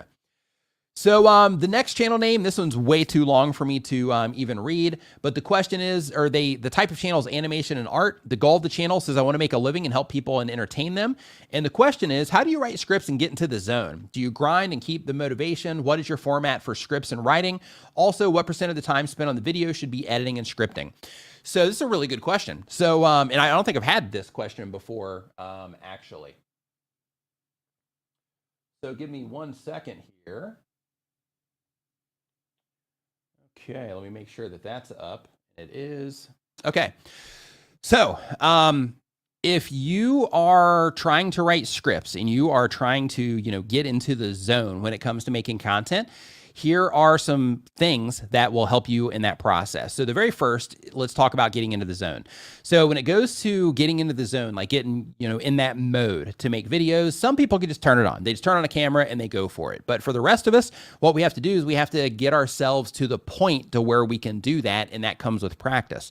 So for me, I do have some rituals that I'll typically do. It usually involves coffee. It involves sitting in wherever it is that I'm recording and just, taking some breaths here for about 5 minutes or so and just kind of focusing on that to clear my mind out so I can focus a little bit better, because my mind is all over the place, just, like I'm, oh, ball, right? So because of that, it just helps me kind of focus and bring myself into, the moment to where I'm getting ready to make some videos. If I'm live streaming, so for example, before this stream, I did a 15-minute meditation there for that, so that again, I could get focused so that I can ensure that I'm able to be present here instead of just thinking about other stuff while I'm streaming and stuff like that. In addition to that, if I'm feeling a little bit kind of stiff and all of that, I might jump around a little bit, not literally jumping around, but, just kind of, hopping around like this a little bit and just kind of move my arms, just trying to just loosen myself up a little bit, so that when I do sit down to start recording the content, I'm just a little bit more fluid in terms of how I feel.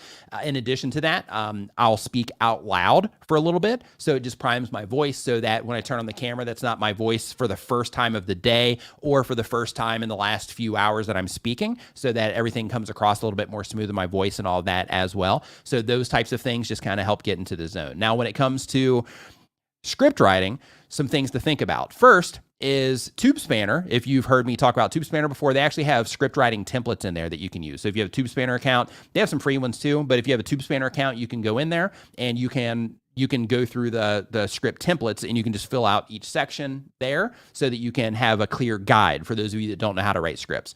But you can find out more about that at tubespanner.com. I got links in the description. But anyway, the next thing is that when you are writing your scripts, what you want to think about is you want to think about, like, in terms of the time, you want to think about, okay, the very first part of this is going to be what people are going to experience right after they click.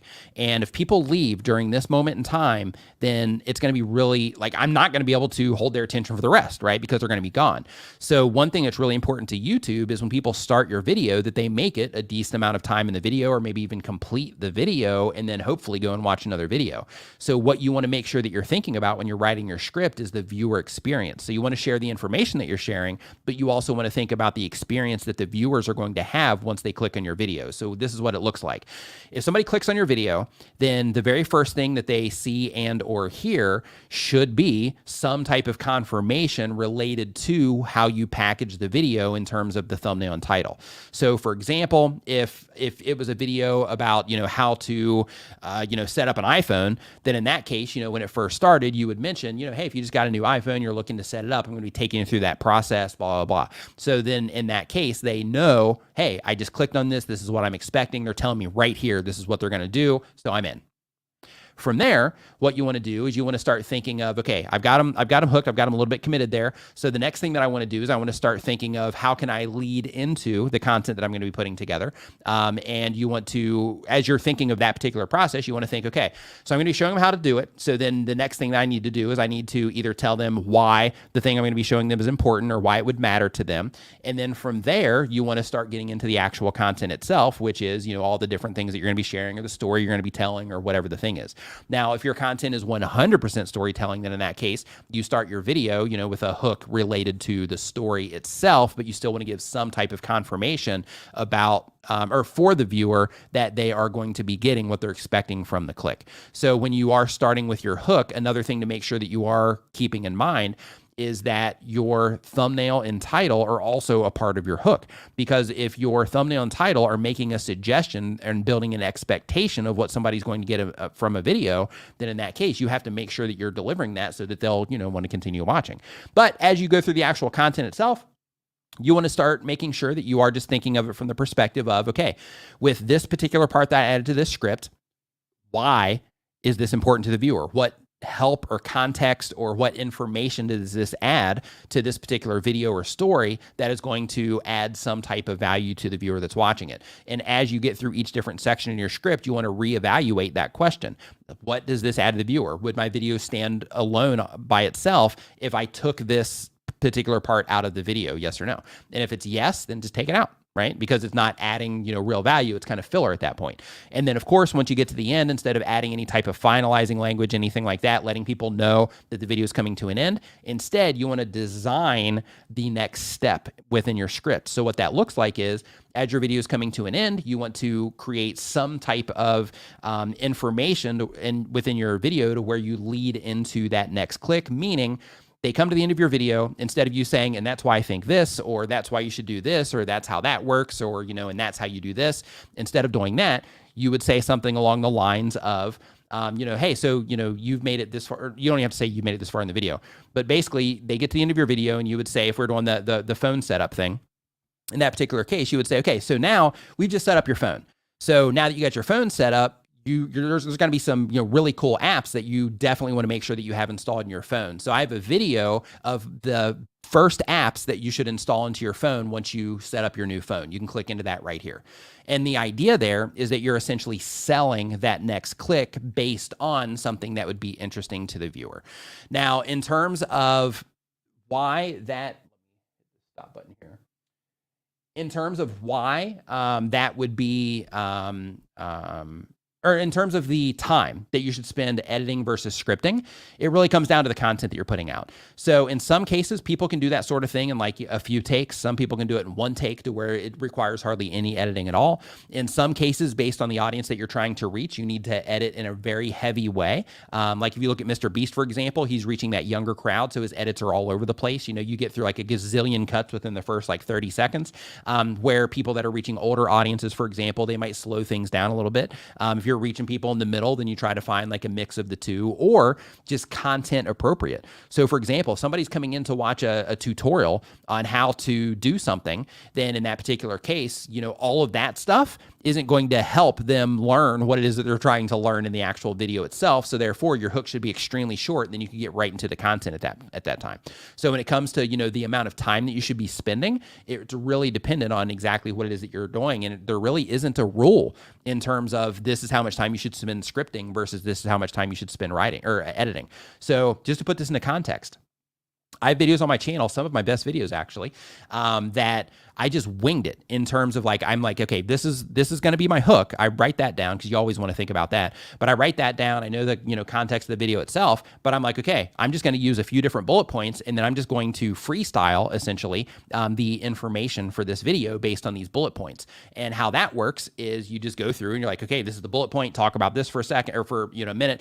Here's another bullet point, talk about that for a little bit. Here's another bullet point, talk about that for a little bit. And the recording process actually happens really fast. And the scripting process is pretty much non-existent, but let's say the time that it takes to put that bullet point list together is a total of like 3 to 5 minutes. Then in that case, the prep time is extremely low, but the editing time in that case ends up being a little bit more exorbitant, because when you're just freestyling, you're doing a lot of takes and things like that to make sure that you have enough to work with in the edit, to make sure that you're saying things in the right way and all that, because it's not scripted, and therefore that can end up causing a longer edit process. So it really comes down to, you know, to how you're putting everything together. But hopefully you got some type of context out of that. Let's see here. So next up we got Evelish, I like the channel name, says that they share their experiences in learning new skills and doing challenges. The goal of the channel is to build a community with my subscribers where I can include them in the videos doing challenges with me, kind of like Mr. Beast. And the question is, does it negatively affect a video if within 1 hour of uploading, I change the thumbnail and title, a better one, more than once? No, but one thing that you do need to keep in mind is when you first publish a video, YouTube is testing your content in different places on YouTube. They're testing it in front of different people and all of that. So just because a thumbnail within the first, 15 minutes isn't a hit, doesn't mean that it's not going to be a hit over the next, 2 hours. Within that though, one thing that is very important that you need to do is you need to start looking at your averages across your channel in terms of, by this many impressions on these particular traffic sources at this time, I usually have metrics on high performing videos that look about like this. So then that way you can say, based on X amount of impressions, normally, 3 hours in, 5 hours in, whatever, I'm around here in terms of my click-through rate on home pages. Then in that particular case, if you're way low, then that tells you, okay, I should probably go in here and update this. But some things you got to keep in mind though, is it's really important to make sure that you are understanding your averages, because when you're publishing videos to YouTube, you have high click-through rates, you have low click-through rates, but when you start getting tons of impressions, that can also drive down your click-through rate. This is why it's really important to make sure that you're getting your averages figured out so that you can start identifying for you, your content, the audience that you're getting in front of or that YouTube is showing your content to, so you can start to get an understanding of how your content typically performs and how people typically respond to your content. So then that will help you identify when you need to make, changes and update things. But really quick, in terms of negatively affecting the video, as long as people, right? None of this stuff is related to YouTube's system, right? In terms of like, hey, when I change a thumbnail, then YouTube is going to all of a sudden start treating my video differently. It doesn't work that way. Instead, how it works is when you update that information, it causes the users of YouTube, the people that are interacting with YouTube, like you when you're not making, when you're actually, consuming content, it's how the people that YouTube is showing the content to are responding to it. That's what matters. So even though you might think that it's a better thumbnail, of course, the public decides once you publish it, right? If you think that it's a good title or not, the public's going to decide. In some cases, you might nail it. In other cases, you might not. But the important thing that I'm trying to share here is that figure out the averages on your channel. And then once you understand the averages of your channel, it's going to help you identify when you need to make those changes. Next up on our list, we've got, my name is Sean. What's up, Sean? Hope you're doing awesome. Love your channel name too. That's pretty clear. It's an art channel. The goal of the channel is to share my journey and become an independent artist. The question is, do you think utilizing shorts for time-lapse drawings is a better direction for art content than long form? I feel like people get bored from longer time lapses, and since I'm an aspiring artist, I don't have a whole lot to say, nor am I comfortable with teaching art. I would definitely leverage shorts for, if I was doing time-lapse art, I would definitely try to leverage shorts for that. I would actually, if I was doing time-lapse art, I would do YouTube Shorts, and I would actually make it outside of the short shelf, and then I would upload it to YouTube Shorts, I would upload it to TikTok, and I would upload it to Instagram Reels. So then that way, you're taking that one piece of content, you're putting it on the major platforms, and then you get to see how each platform is going to treat that content. And you might end up blowing up on TikTok or Instagram, and your YouTube doing okay, or you might end up blowing up on YouTube and your TikTok and Instagram doing okay. But you're giving yourself huge opportunity there by experimenting with that. But yeah, I like that type of content. I would definitely be trying that in YouTube Shorts. Next up, we've got Enthusiast Impressions. Enthusiast Impressions does tech content. The goal of the channel is versatile tech for working in gaming. That's cool. Question: running a channel that provides tech videos on products that can do both productivity and gaming. Train of thought is to own better and own less. With gear that pulls double duty for work and gaming, is that too much of a split? Should I focus on one or the other when making a video, or is keeping the hybrid approach viable? Closest I've found to this type of channel is Tech Notice. They have a focus on productivity with mentions of gaming. So what you want to think about here is scale and exactly who it is that you're trying to reach with your content and what it is that you're trying to accomplish with your channel.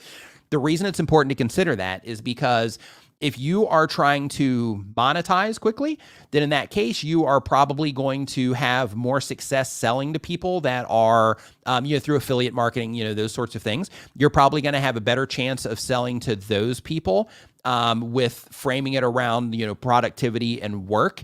And then with gaming as the mention, like, oh, hey, and if you game, this is great for that, blah, blah, blah. Then in that case, monetizing that particular audience is most likely going to be faster.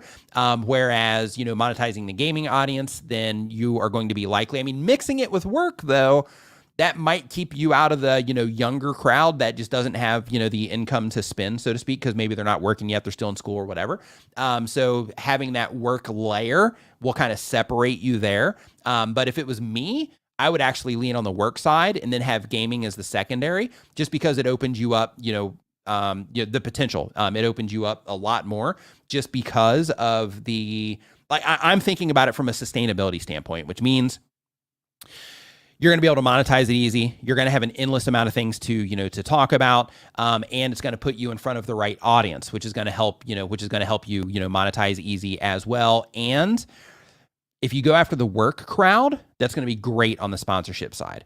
You can do good with sponsorships on the gaming side too, but if you go for the work crowd, you'll be able to get more. If that's who your audience ends up becoming, you'll be able to get more through your sponsorships at a lower level, so to speak, in terms of, how big your channel is and your average view counts and all that, compared to what it is that you're able to do in the gaming world. Because there's so many gamers and tons of gamers are reaching out to all these companies. And so because of that, they'll just be working with the cream of the crop. So because of that, you would give yourself that opportunity to push into an audience of, a certain demographic of the workforce, which could help you end up being, more valuable to sponsors in the future. So I would just consider that in terms of, just some food for thought there. But I would get very clear and specific on, one, what you're trying to do with the channel, like I mentioned before, and two, who it is that you're actually trying to serve there, because that's going to be a huge factor in, the content decisions and also the long-term impact of your YouTube channel and how it, impacts your own life as well. Really quick, I want to check on something here and just make sure that I didn't miss something. I think I'm good. I just want to make sure. Okay. So really quick, Super Cha-Ching chat. King says, I teach online reselling eBay. I have 2 types of videos on my channel. My tutorial videos perform better long-term than my sourcing bolo videos. Should I just focus on making the tutorial videos? If they perform better for you long-term based on the goals that you have for the channel, that's what I would do. And the reason for that is because, they're doing the thing, all right? The other videos, if they're like quicker for you to make and they still bring in, decent amount of views and things like that, and you have that clear reason for them, then in that case, yeah, go ahead and put those out there too. But if you're like, you know what, I can make the same videos in the same amount of time, add the same amount of value, they're going to accomplish, help me accomplish what it is I'm trying to do with the channel, then in that case, if they are historically proven to perform better, then I would double down on those, as long as, that's something you're willing to do, as long as you'll still also have, personal satisfaction and joy from doing that. Heart Sprinkle. Super chat. Love the channel name. It makes me think of candy. Like, it makes me think like those Valentine hearts, for some reason. I don't know why, but those Valentine hearts, that's what I think about when I see your channel name. It's probably your logo that made me think that way. But anyway. So it says, I make art videos for entertainment, not tutorials. I'm struggling with my thumbnail. Do you think it's better to show the item I'm painting blank or blurred out with a question mark or finished and painted? So I would experiment with a before and after. I would experiment with just a highlight of the after version, and I would experiment with a before version and then a after version, but then having the after version blurred out, but where you'd still be able to see all the color and all the stuff, to where it's like, hey, there's something really interesting behind this blur or pixelation, whatever it is. So it's lightly pixelated enough to where even if it's small, you wouldn't really be able to see it, but that there would be something, that it's the same object essentially. I would experiment with those things with the thumb and see if that helps you out in any way. But I would definitely try the before and after. And then I wouldn't do the blank canvas version, just because if you're doing art, for example, or you're painting specific things, that would make them really kind of uninteresting. So because of that, if you are going to be doing that, I would try to experiment with it, because, people might click on that, the people that YouTube's showing your content to. So experiment with it, try it, on a few videos. But I would try the, before and after, where you show it without and with the finished version. And then I would also try to show the finished version as the second version of that. All the things you make as cute items. Okay, yeah. So then in that case, yeah, I would definitely show that. I would show that after as an experiment, and then the before and after. Those would be the main things that I would try to focus on. Let's see here. Fit Dad Chris says, what should I do to fill in the gaps between shows? My co-host and I have been hosting Fit Dad Live bi-weekly for 22 episodes now, alternating channels. So if you're filling in the gaps between shows, I thought you were doing fitness, like direct fitness related content. If that's not what you're doing, then based on the content that you are putting out, I would just try to find something related to it. So if you're just having conversations, like like you're doing a podcast or something like that, then it can be fine to just do your own episode from time to time if your friend's not available. So you have like a solo episode, then you have the episode that you do with them to keep that experience going if you're having success with that. If you're not having tons of success then in that case, one thing that I would consider doing is trying to just figure out another type of content that you can put out. I think it's kind of what you're asking. But if it's fitness content, then in that case, you have your podcast that you do, and then have, fitness tip related, content that you can share would be something that I would experiment with. Just some, food for thought there. So next up on our list here, we've got Gaming with Jail. Gaming with Jail says that they do daily content. It's gaming content as well. The goal of the channel is loading for fun, ultimately grow a following, make money, and go full time. The question is, I work long hours at a high stress job. I usually only post one long form video per week, but I post daily humorous shorts related to my content. I'm growing rapidly, and I want to make sure that I maintain the momentum. What do you think is the best way to approach this moving forward? Am I on the right track? If people are responding to what it is that you're doing, keep doing it exactly as you're doing it right now. Of course, put out experimental, content from time to time to see how people respond to that as well, to see if you can notch it up a tad.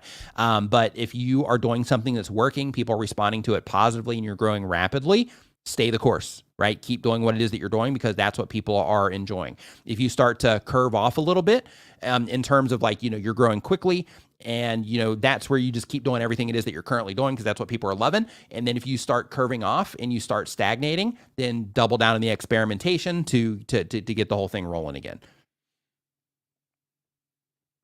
Okay, so next up on our list here, we've got Tammy C. Super says, does it chat. hurt? Hey, thank you for the super chat, by the way. Says, does it hurt a lifestyle channel to take a little break? Is 3 to 4% click-through rate good for a 4-month-old channel? So when it comes to click-through rate, the average across YouTube, according to YouTube, is between 2 and 10%. With that, they don't tell us how many impressions that generates that 2 to 4% or 2 to 10%. So one thing that is important to think about is that your click-through rate is going to vary depending on the amount of impressions that you're getting. So what that means is if you're getting a low amount of impressions, it's much easier to keep a higher click-through rate than it is if you are getting crushed with impressions. And what an impression is, in case you're not familiar with that, I have a whole video on words that you should know as a YouTuber. So make sure that you watch that video on my channel for everybody that hasn't watched that yet, because it just helps, all of this stuff sink in more. But basically, when it comes to the impressions, an impression is when YouTube shows your content to somebody on the platform for more than a second. So that's, your thumbnail on fully visible on screen on whatever device for more than a second.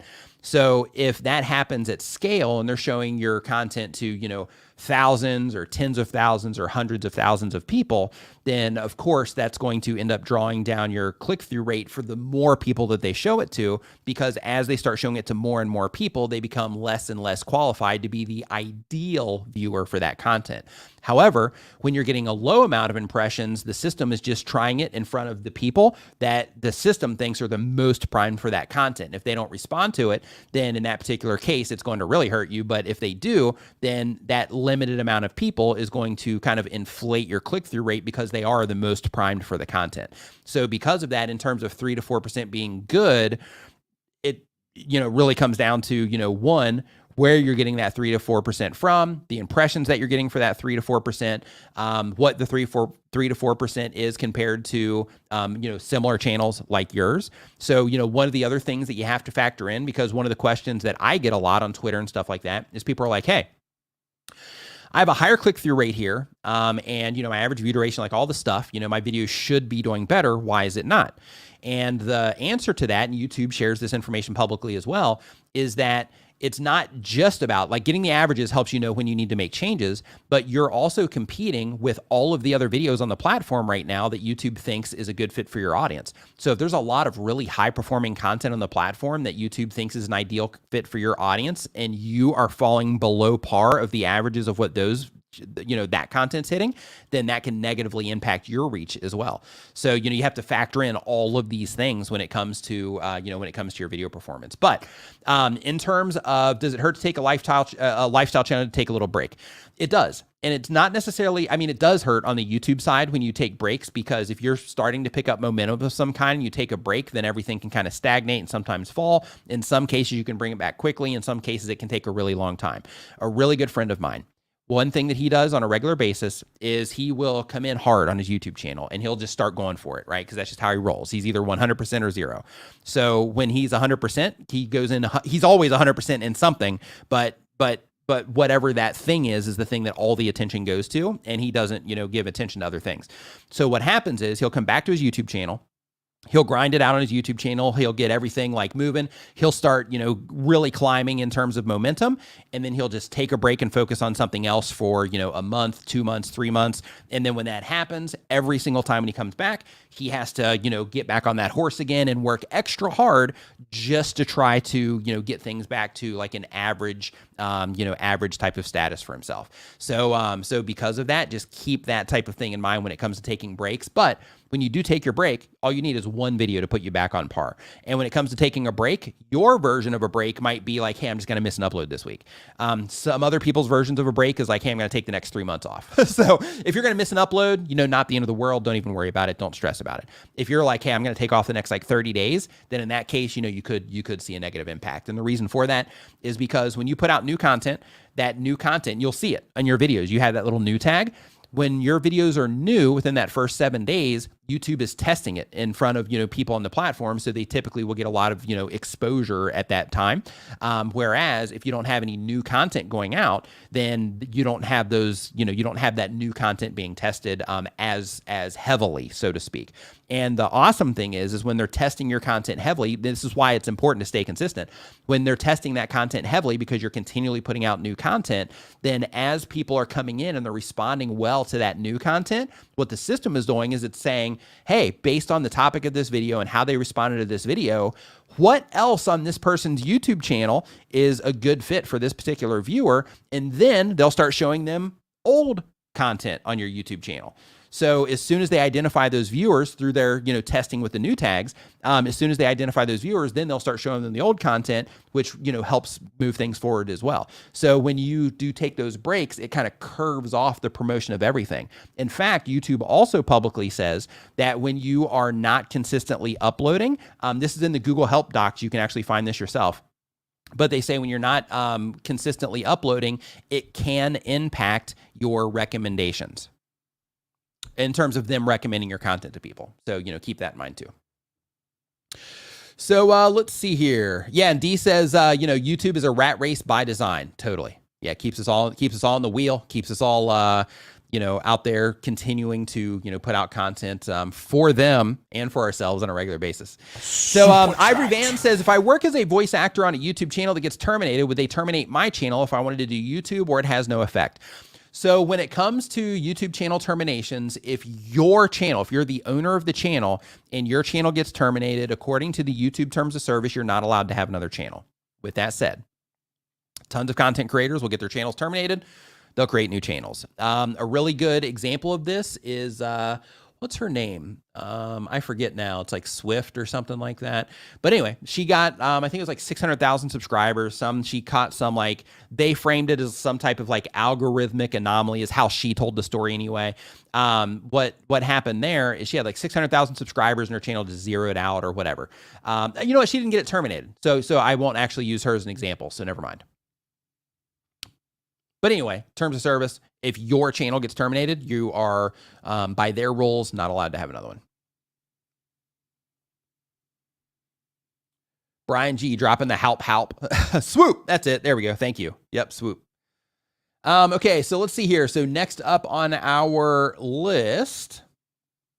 So Drew Project says, am I on a Windows or a Mac? So this setup is a Windows. That setup is a Windows. And then I have the Mac in there that I'm doing music stuff on. I just put out a tweet asking for some recommendations on podcasting software for Macs.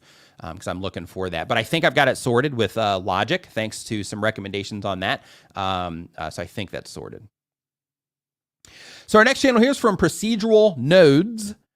Procedural Nodes says that they are focusing on content surrounding 3D creation, programs like Unreal Engine, Cinema 4D, etc. The goal of the channel is, as a 30-plus year IT person, I want to bring my technical expertise to this community. And the question is, Viper, man about tech. What's up, people? What's up, dude? Hope you're doing awesome. Looking forward to meeting up with you at VidSummit, man. Hope you're doing great. The question here says, I recently decided to move my channel from crypto technology to 3D, and I so far have kept the same channel. Should I build up a new channel from scratch or keep with my new focus on this channel? If I move, what should I do about the 3D videos already produced? So if I was in your shoes, and I'm just going to explain this based on just how the system works in general. Yes, you can pivot channels without question. You can just all of a sudden start making new content. YouTube will find an audience for that content. It might take a little bit, but they will. The downside of that is, since you do have those 3D videos on your channel, since you have those crypto videos on your channel, then you have to think about it from the perspective of what I just mentioned in terms of somebody new comes into your channel, they start interacting with your content, and then YouTube has an archive of content that they can show that particular viewer. In your case, since you have all of those crypto videos, it's not going to be a good fit for them. So when they recommend it to them, they're not going to be likely to respond to it. That's going to hurt your click-through rate. It's going to lower the amount of, impressions that you're getting for, that stuff for people that are newly interacting with the channel, because they're just not going to respond to it as well. However, if you take the other approach and you're like, hey, I'm just going to do this on a new channel, base everything on this channel around 3D, you build it from the ground up that way, then every single video that you have on that channel for all time will be relevant to the audience that you are trying to reach with that particular content. So when you put out a new piece of content, YouTube tests it, they enjoy that content. As you start growing your archive, then they have content that's relevant to every single viewer that's interacting with that channel that they can start suggesting to them. Whereas currently, you're kind of throwing a wrench into that because, you have a whole archive full of content that's not a great fit for people that are interacting with the new 3D content. So again, you can pivot. Channels do it all the time, but there can be some, growing pains involved, with that. So if it was me, I would do a new channel for it. Next on the list, we've got Cha-Ching King. I teach people how to resell online and share things to resell. Long-term, I'd like to create a channel that's truly helpful and motivational for anyone wanting to resell from home. Question is, I've never made a short form videos at all. Going forward, will I need to make short form videos to continue growing? This is a really great question, and I really don't know the answer to this right now. I wish that I could say like yeah or no, but the way things are going, I really don't know. I don't know if this is going to be something that we are going to kind of have to, bow to, so to speak, for lack of a better way to say it, in terms of like, hey, these are all the features and you got to be using, these features in order to, to really give yourself like the real opportunity. I'm not sure. As it stands right now, full long form videos without any shorts on them, you still are getting, tons of suggestions, things like that if you're making good content. But the future, I'm not sure what the future holds in that regard, because, there is a huge priority right now on, the short form content. There is a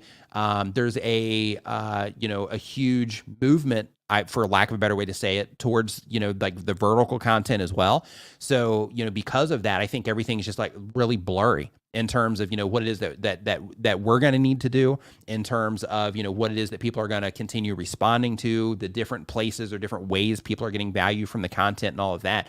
I would think that, long term, it would be in our best interest to try to figure out how to leverage those things in some way, just because they are discovery features, right? So like, one way that I'm thinking about this is that when we put out long form content, just like regular videos, right? When we put out regular videos, there's an audience for those regular videos. There's very specific places on YouTube where they show people those regular videos. When you're live on YouTube, those also have, very specific purpose in a lot of cases. And with live streams, those also get prioritized on YouTube. So, if people are coming in, they're interacting with your streams, or they're just into your content, when they log into YouTube, or they load their app, they're going to see the live streams of the content creators that they, watch their content on a regular basis. So we can use that as a way to pull people in. And then when it comes to like our community feeds, like when we use those, then that will push us in front of cases people that aren't subscribed, and we can use those as a way to get in front of people. Now when it comes to shorts, they have data that they put out saying that I can't remember the exact stat, but I think it was like 8% or something like that. Double check that percent though, but it was somewhere around there. But it's I think it's somewhere around 8% of the, or not 8% of the channels, but people that use YouTube shorts on a YouTube stories on a regular basis, they typically grow. I think it was somewhere around like an 8% faster than channels that don't. So there's that, right? Because then those push us in front of people that are subscribed, but also people that are not. And then now we have this whole shorts thing that we got to deal with. So then with that, that's just one more place to where if we can find time over the course of the week to put out, a piece of shorts content, then that's a whole other group of people that we get the opportunity to get in front of. So because of that, right now, like I said, I have no idea, what it's going to look like, going into the future, but for our, from my perspective or my opinion, I think that, any of these features that we can leverage and use on a regular basis, it's just one more thing that we can use to get in front of, one more person essentially. So, with your content, I have this thing that I share from time to time about, all it takes is one. I've actually considered making a video about this just by itself, but the whole idea is that like, you can have one video on your YouTube channel or one really good video idea that ends up blowing up your YouTube channel. You can have one YouTube short that blows up your YouTube channel, right? You can have one piece of content that you make that puts you in front of that one person that will reach out to you that will end up making a huge impact in your life or whatever, right? So like when it comes to all of these different features, it's like, it gets us in front of, one more person. right?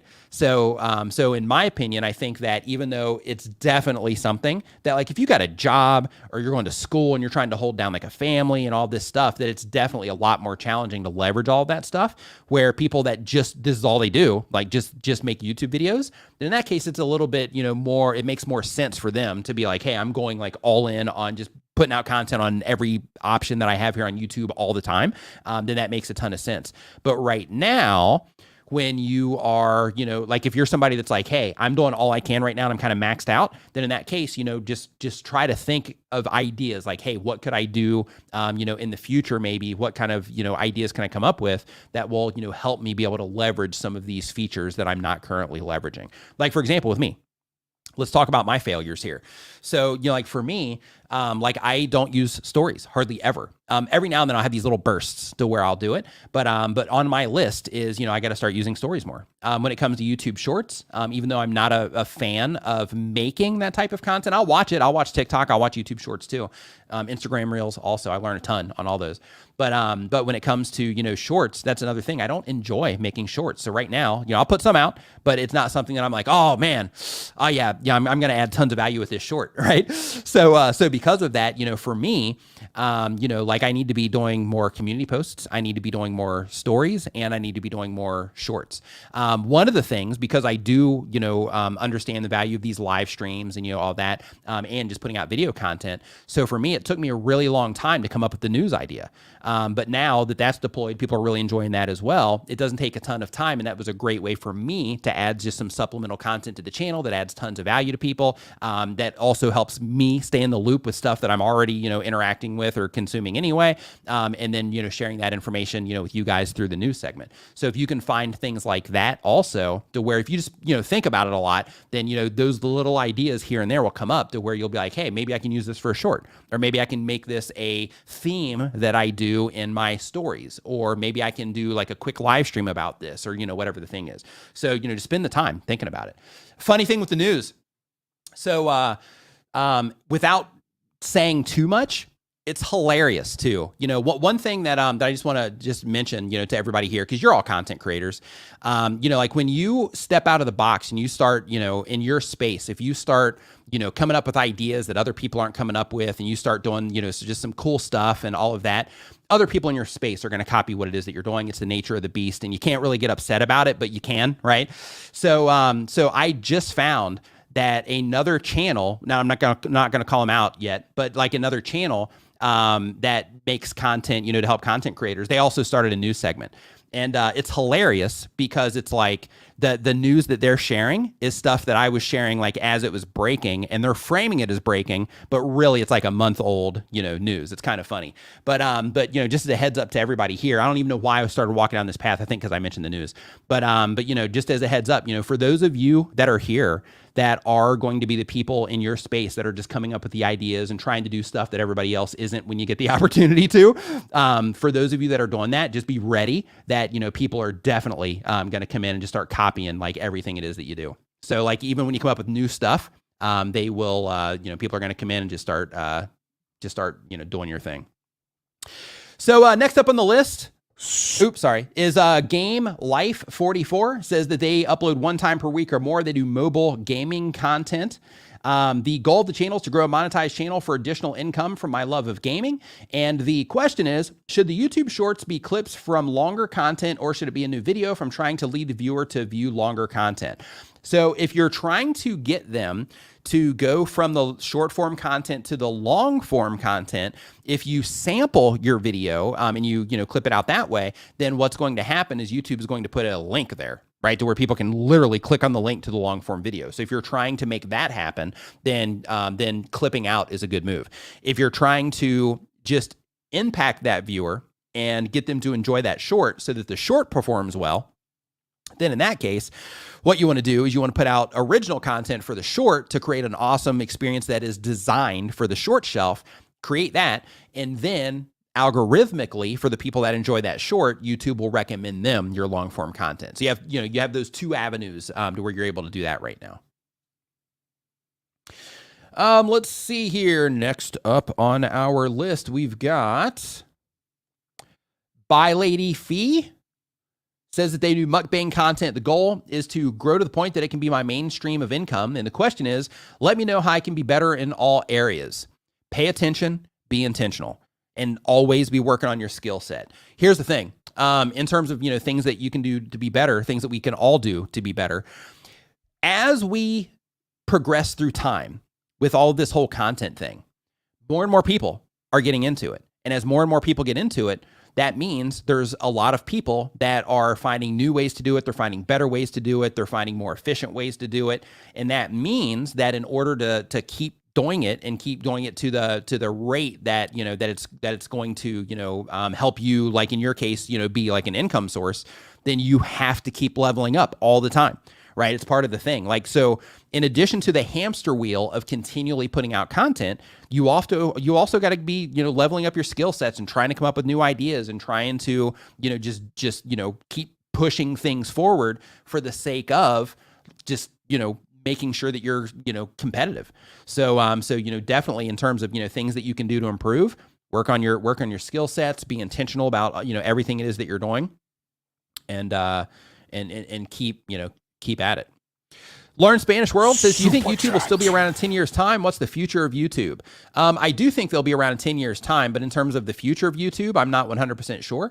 I think that just if we just talk, in just like opinions here, I think that yes, they'll be around, but in terms of what it'll look like for us, I'm really not sure. I think that, with all these features that they are putting in here, in terms of, trying to compete with other platforms that are pulling the attention, in terms of content creators going there because they're getting the growth and things like that. Like they're trying to copy a lot of that stuff so that content creators will stay here as well. But the one thing that they have here that they don't have anywhere else is culture. And I know that sounds weird, but on YouTube, we have the whole subscriber thing. They used to have like YouTube specific, events that you go to and things like that. Now we just have like YouTube specific conferences. But even with those now, Instagram's in there, TikTok's in there and all of that. But when it comes to YouTube, it's, the monetization here is great and all of that. The thing that I think will end up happening in the future is subscriber counts, things like that, because they're already becoming less relevant. So since the subscriber count is becoming less relevant already, like way less relevant than it used to be, like now, like in addition to clicking the bell and all that stuff, like you almost have to, be like, yeah, I invite this person to show up at my house and let them know that they just published a video is almost where they're at now, right? In terms of the relevance of, being a subscriber to somebody's YouTube channel. But when it comes to the subscriber count, it's just so it almost doesn't even, it does matter, but not really. The data behind the channel matters, but the amount of people that are subscribed, that doesn't seem to matter, as much. So because of that, I think that somewhere in the future, it's possible that they might lose the whole subscriber thing in general.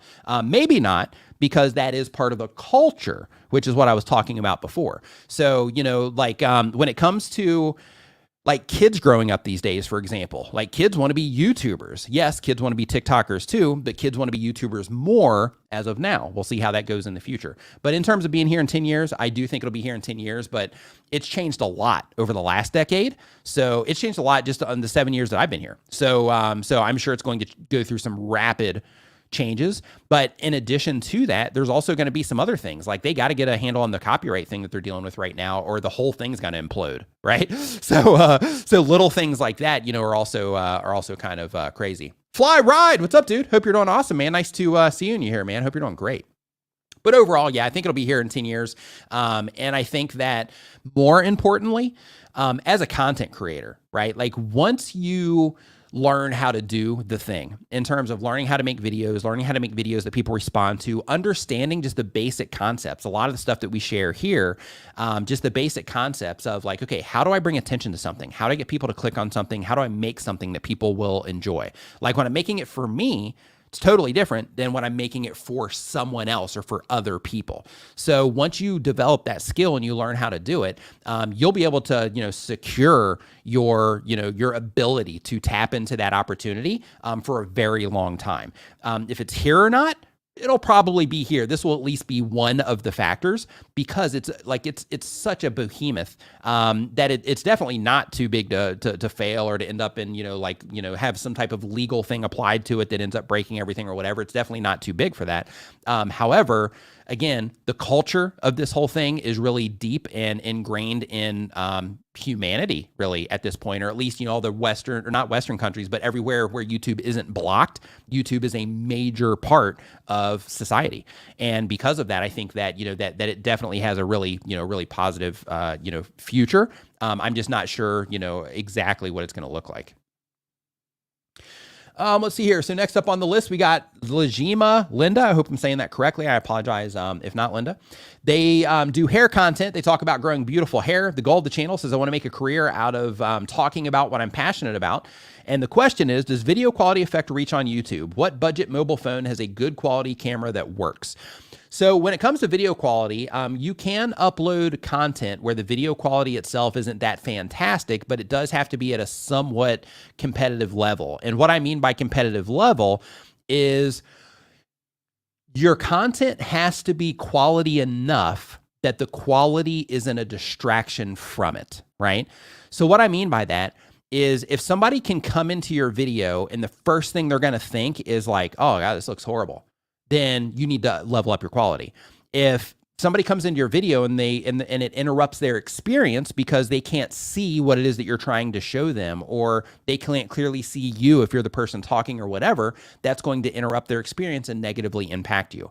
If they come into your video and the audio is all crazy and it's way too low, if you're talking and it's like this, right? I'm not sure how this is picking up, so this may or may not be a good example. But like if they come into your video and you're talking and it sounds like this, then people probably aren't going to stick around that long, right?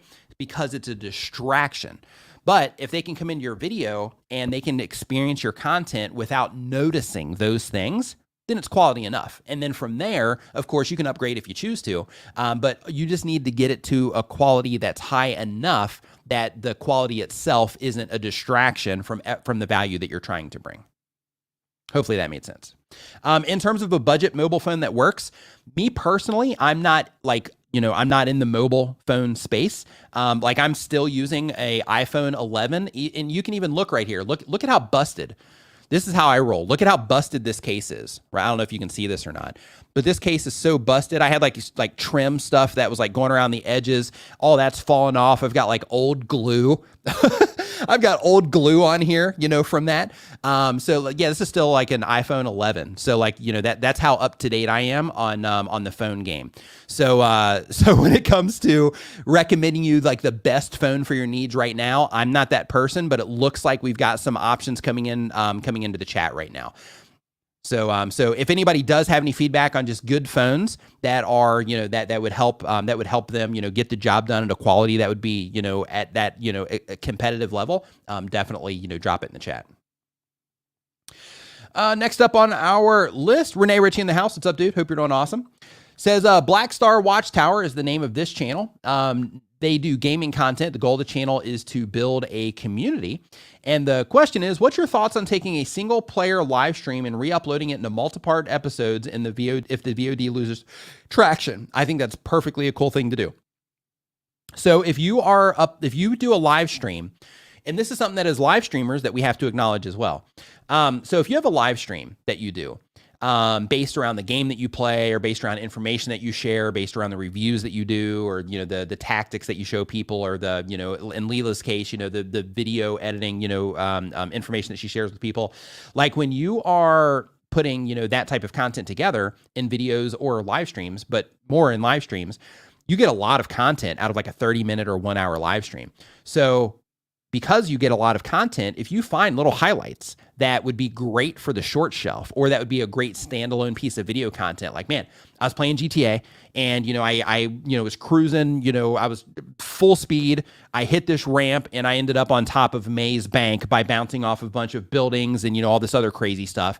Then in that case, you might see that and think like, oh man, I wish, that was great in the live stream. But what can I do with it? in that case, that would be something that might be great for a short, or that you'd be able to clip down into like a good piece of, just like a piece of video content, and you would package that content up in a way that would be compelling, so that people would click on it. So, taking what happens in your live streams, cutting out parts of that, and then repurposing that for additional content is definitely a good thing to do. So next up on our list here, we've got Everyday Cooking Dad. Everyday Cooking Dad says they do cooking content. Who knew? The goal of the channel is a side gig. And the question is, my channel is about what I cook every day as a dad. I cook a variety of things. I try to put up 2 videos a week. Are cooking channels harder to grow than other channels? I have one video that was mostly shown in Taiwan. My target audience is in the USA. So when you are, when you're putting out cooking content, people absolutely respond to cooking content on YouTube. But one thing that you need to do is you need to go and look and see the types of videos that are showing up when you look for content. Like if you look for like a dish that you're making, then in that case, just do a quick YouTube search and see how people are representing that. And the reason that you want to do that is because the stuff that YouTube is going to show you is the stuff that people are responding to. So use that as your guide in terms of like, okay, how good do I need to make my pictures? What do my videos need to look like? Things like that, because then that will help you be able to better serve the audience that's into that type of content. And they're not harder to grow. Another thing that you can do here as well is I actually had a channel reach out to me not too long ago that they grew a cooking channel off of a coffee video. They got 2 million subscribers on the channel, and a coffee video did most of that for them. So, but that particular coffee video, the reason that one did most of the heavy lifting for them is because that particular coffee video was a coffee that was trending at the time, and they were one of the first people to make a video on YouTube about that particular way of doing coffee. And it was literally trending on Google at the time they made it. They noticed that, and they're like, hey, let me make a video showing people, my version of this. And they did, and it, it took their channel to the moon, so to speak. So when it comes to, the things that you're cooking, in your case, you're just showing people, the recipes that you're putting together as you're putting them together, instead of taking that, that approach. So one thing that I would recommend is that you do just, go and look for different recipes, and go look for, cooking and recipes and things like that in Google Trends. And you go to trends.google.com to find this, but go and look for that, and just, every day, just check it and just say, hey, is there anything that is trending right now that maybe is new to me that I would like to try to make, or anything like that, where I could, kind of get in on some of these opportunities, so that you could be, a first person or one of the first people to make videos about that particular thing that might help you get a little bit more traction. And then once you get that traction, that will help support the other videos if people respond positively to that. Let's see here. So next up on our list here, really quick, we got the Crouch Ranch. Crouch Ranch says, hey, Nick, I also asked a question in your forum about changing the name of an established channel. I hope you get to it. So if you have an established channel, I can tell you right now, changing the name is fine.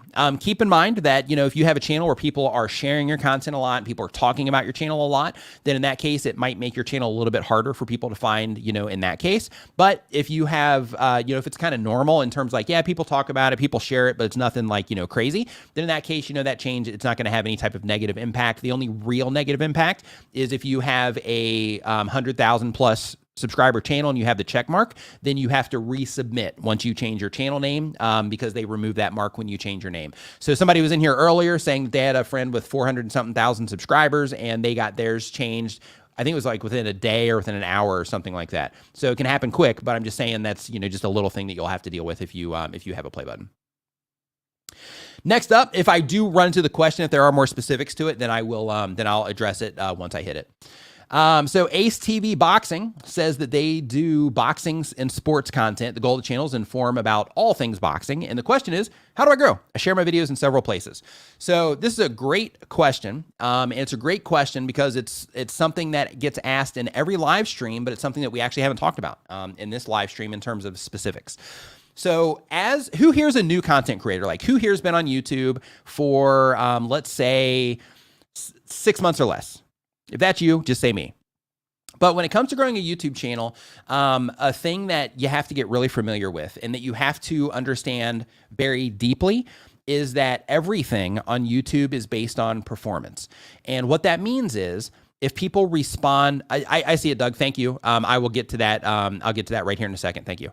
If you publish a piece of content to YouTube and people respond to it positively in terms of when YouTube shows it to people on their home pages, suggested videos, mobile feeds, search, whatever, that people click on it at a competitive rate and they enjoy that content at a competitive rate, then YouTube is going to continue showing it to people until it falls into where it's not, as competitive anymore.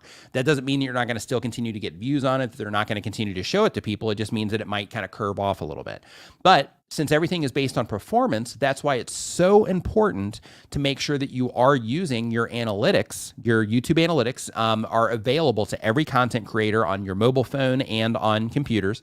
But with your analytics, the reason that you have those is they help you understand how the viewers of YouTube are responding to your content so you can make adjustments if necessary. So what that means is a lot of content creators think that when they publish a video to YouTube, that YouTube says, hey, we have a new video, let's promote this all over the place.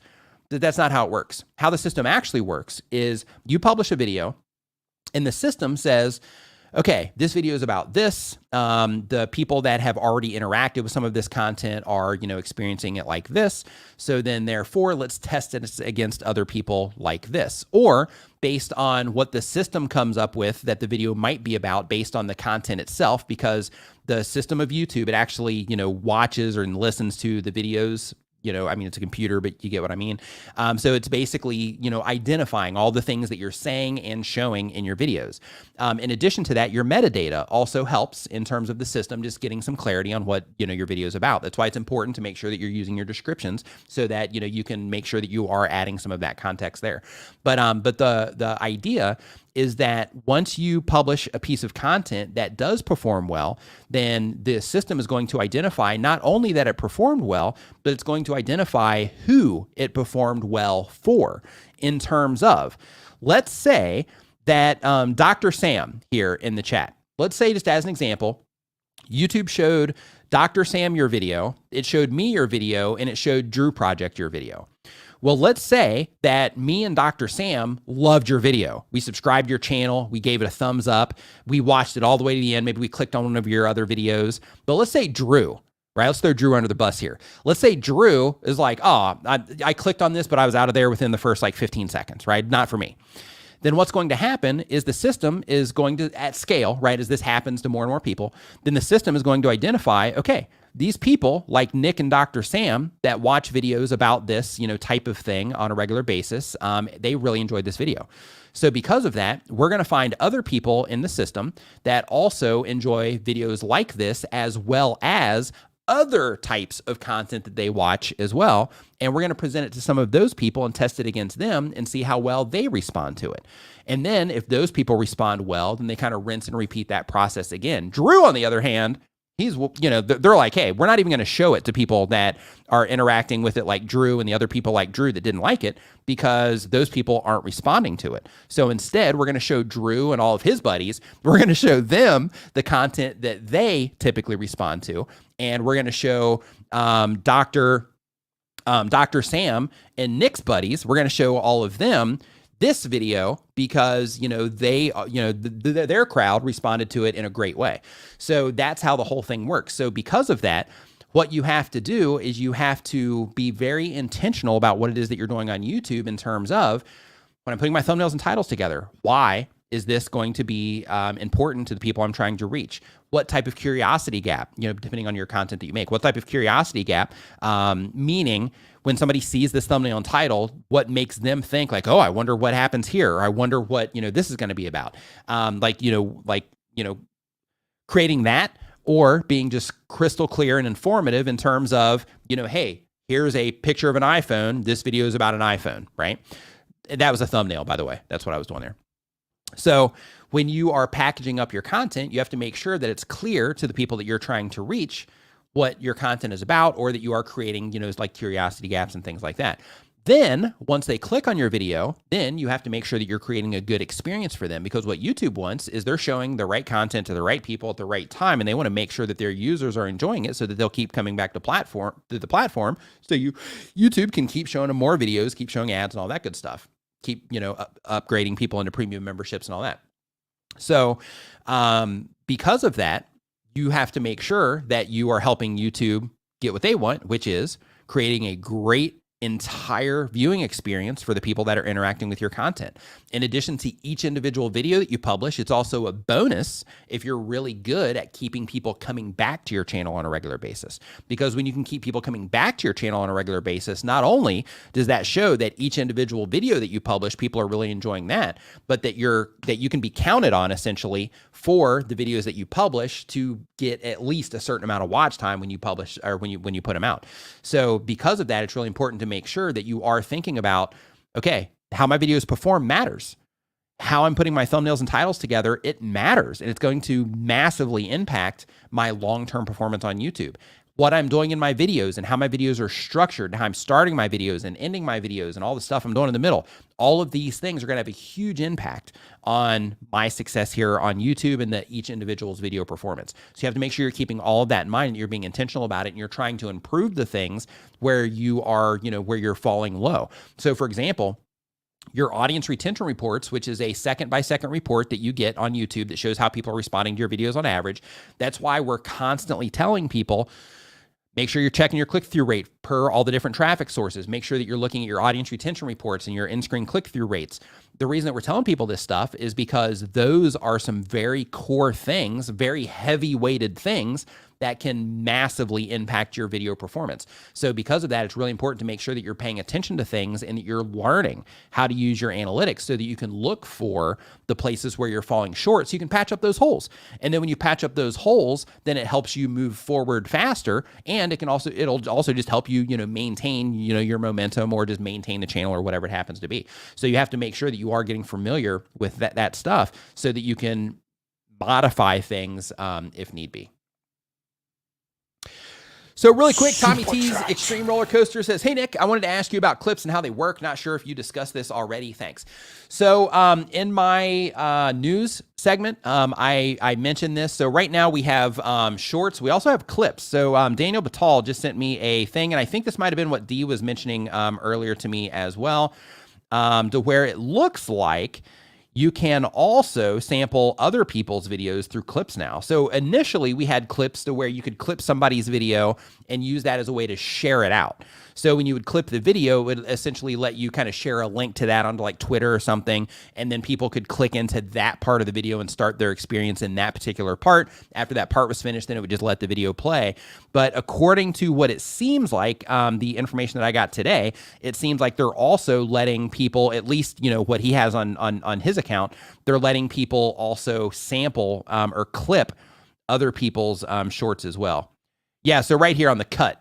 So yeah, so there's cut and then there's clip. So clip is an option. I don't have clip yet on mine. So so in terms of the clips, that's essentially the clips in a nutshell. So clips, if they're the shared clips, then it's a link that people share out onto social media that leads them into the longer form video, but it starts at the clip. And then now with the other clip feature that I got shared with me right before the stream started, with that one, you actually are able to sample other people's shorts and kind of react to shorts and things like that. So let's see here. So next up, we've got, let's go back into the questions here. We're just like moving right along today. This is a good stream. I feel some streams you feel great about them. Some streams you are kind of like, okay, yeah, it was all right. This feels like a good stream today. So trying to the Cuber says they upload when they have time.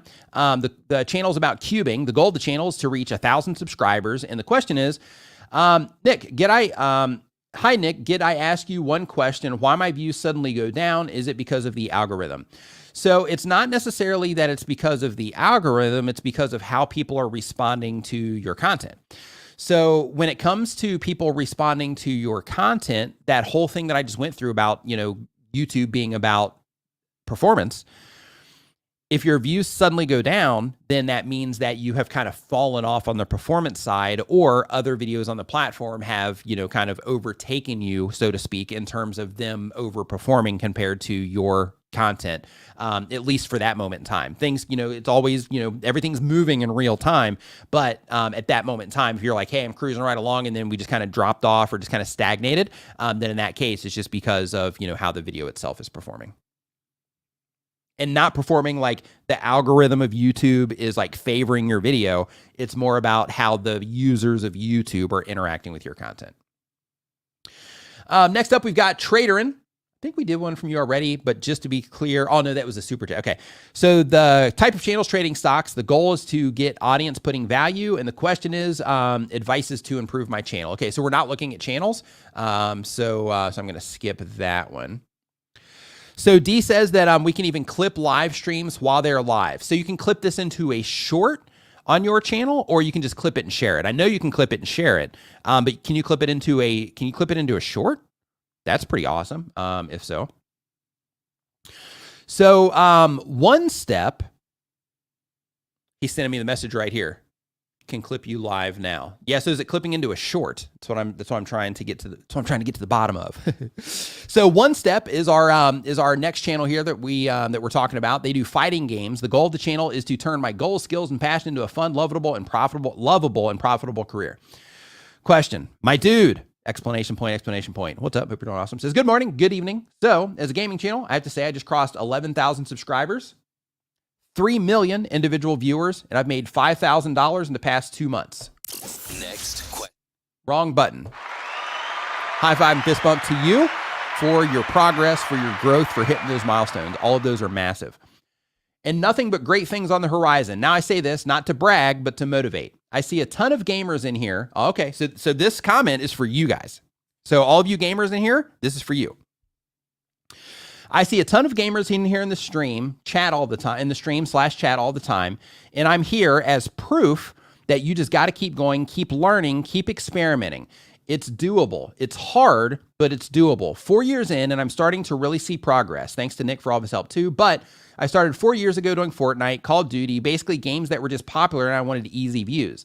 After realizing they weren't my true passion and seeing fighting games were, because I love fighting games, I know a ton about them and the competition isn't as saturated as some others might be, I made the content switch. And boy, was that the best decision I've ever made. A quick backstory to boost you gamers' confidence out there. Keep going, live by your analytics, and always learn. You got this. And of course, thank you, Nick, for teaching me those hard to swallow lessons. Awesome feedback there. Nice work to you for the, for the goals that you're smashing through. And thank you for the inspiring message to all the gamers in here as well.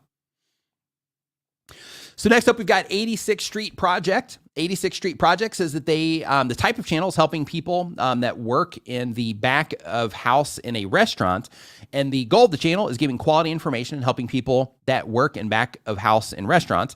And the question is, I'd like to know if it's worth experimenting with vertical only format for long videos, not just shorts. My logic is that YouTube has changed the way that vertical long form is displayed to viewers. And now that YouTube has the edit into a short feature, it won't make the video look cropped awkwardly if I use that feature and post to my shorts thoughts.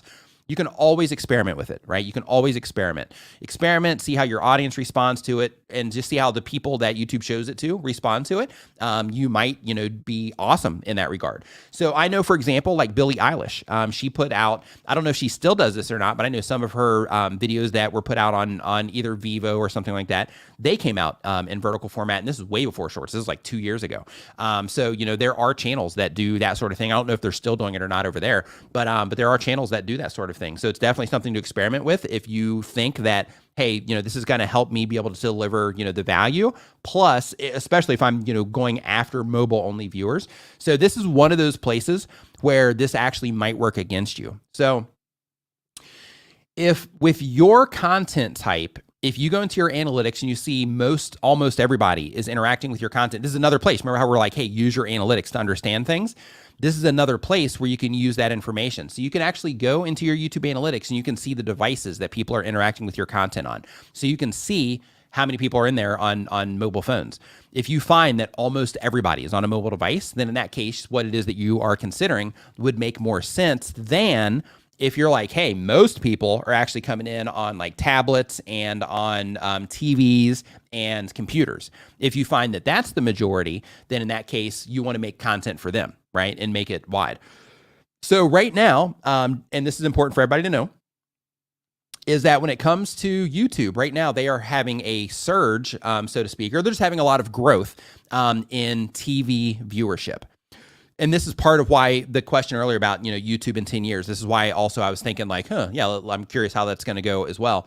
But because they're having such a big rise in TV viewership, another thing to make sure that you are considering with your content is that, if your audience is an audience that would be watching your content on TV, make sure that your content is quality enough or ratio correct for people to be watching it on TVs as well. So thank you for asking that question, because it kind of led me into the whole TV thing. So thank you. Really quick, Learn Spanish World says, is it true that vlogging is dead in 2022? What are the best niches? So I don't think that vlogging is dead per se. I think that it's challenging because it's hard. Like, if you are not really good at writing titles and coming up conceptually with topics and thinking of how to frame your vlog in a way that's compelling from the outside, then in that case, it's going to be really challenging. But if people respond to it, then you're still gonna grow. The difference is, if you vlog in a way to where you can kind of design your vlog around, like, okay, hey, today we're going to go do this. And we are, today we're going to go do this, and I'm going to package it in this way, and I'm going to make sure that I get these shots and make sure that, I'm being a little bit intentional of how I'm putting the vlog together instead of just kind of loosely just like following me around for the day. Then in that case, then you're going to give yourself a better chance. Renee Ritchie just said here that Ryan Trahan would say vlogging is good if you can innovate on it. So when it comes to the innovation side, that's where that intentionality comes in, right? So when it comes to being intentional, the idea there is, instead of being like, hey, I'm just going to walk around with the camera all day, and then later I'm going to go home and cut it all up and then try to force a thumbnail and force a topic and force a title, then in that case, then, it's probably going to be a lot more difficult to get traction. But if you're being intentional and you're like, hey, like Corin Creates here says, you tell a good story throughout. You know the story that you're telling before you even start the vlog. You are able to think of how you're going to package that up before you even get started. Those types of things. You can make sure you get the right thumbnail shots and all that. Then you're going to have a much better success rate taking that path. You're going to be likely to. Just because, you are designing it in a way that you are creating that viewer experience. So, for example, for anybody that watches reality TV, I don't. There's a period of time to where, I'm sure I've watched, some of those. I think I used to watch, when those things first hit, they were on MTV before they started getting like all over the place and polluting everybody's mind. They used to have those on MTV. And if MTV is even still around, I'm not sure. But basically, I watched them at that point in time. But even those, right? When you watch like reality TV, even though it's supposed to be reality TV, even that stuff is designed for, entertainment purposes, right? So they design it, the specific things that they're showing, some of the drama that's even in some of those, it's engineered drama as well in order to make it, just a more interesting piece of content, essentially, because that's what it is. So when it comes to putting a vlog together, if you want it to, do well, just being intentional there is the thing that you want to definitely make sure that you're considering. Glue Guns and Roses, what's going on? Hope you're doing awesome. Welcome to the stream. Says, I only watch YouTube on the TV. I just logged onto my tablet to type this message. Boom. See? There we go. Case in point, right? So next question that we have here on the list is from George's Math Lab. Says that they upload when they have time. They do math content. The goal of the channel is, my reason for uploading math content is to promote mathematics to students worldwide. And the question is, how does my channel get an international audience? The majority of my viewers are from my geographical area. How do I get students from other countries to view my content? So YouTube will test your content against some of those people, and based on how they respond to it is going to determine if YouTube is going to continue showing it to people in those regions or not. So things that you can do to help is to caption, your videos, of course. You can also make translations for your metadata. So you can do this in the back end of each individual video, where you can go and you can add translations to your title. You can add translations to your captions. You can add translations to your descriptions as well. So you can set it up to give yourself the best opportunity to reach the regions that you're trying to push into.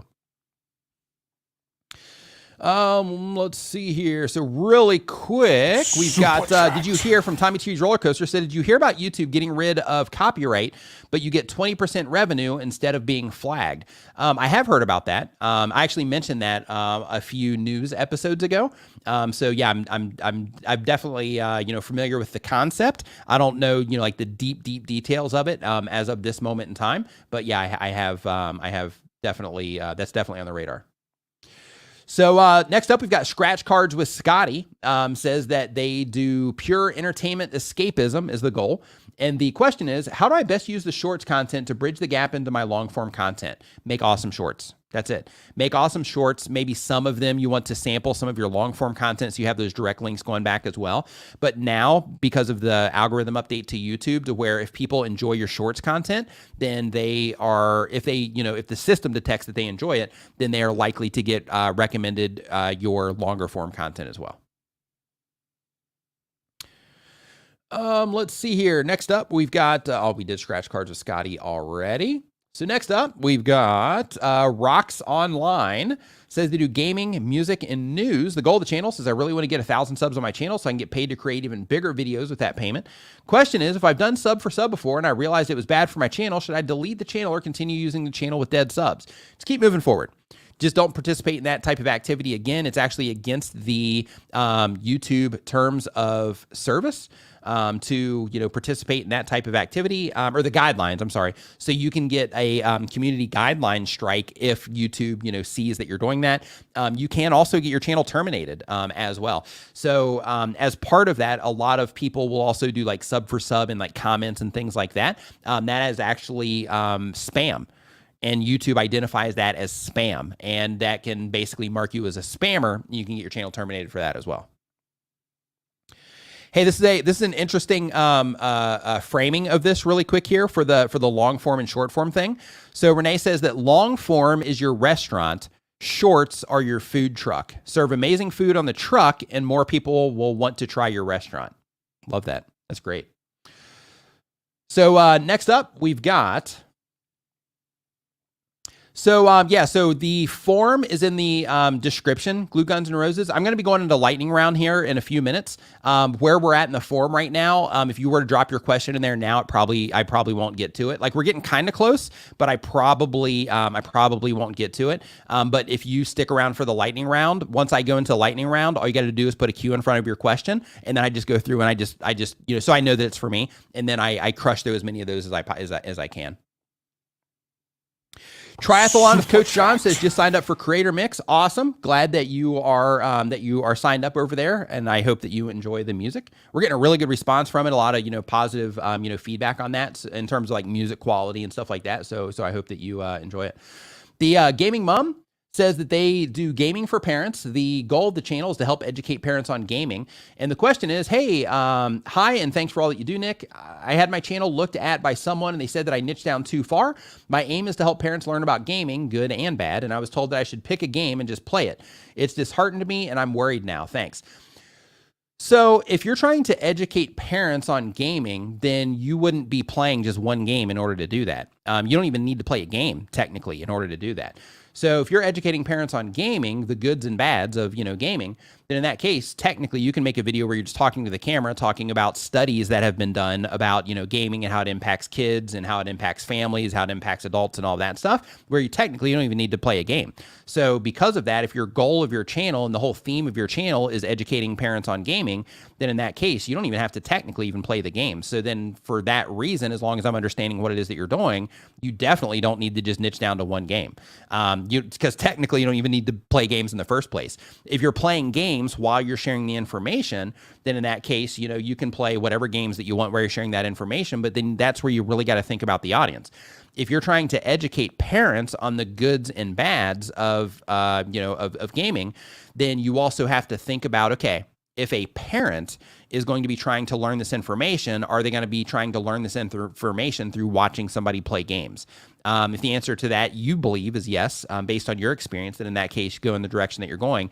But if your answer to that is like, well, actually, I'm not sure if they would actually want to watch somebody play a game while I'm telling them about the goods and bads of gaming, then in that case, thinking about exactly how you're presenting the content might be the bigger picture, thing to look into compared to like, niching down on a very specific game.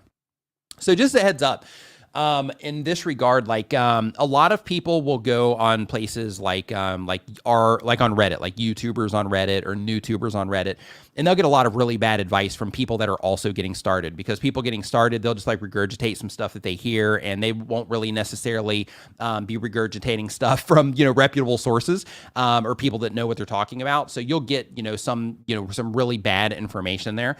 So if that's where you're getting your type of information, just be mindful of what I just said there.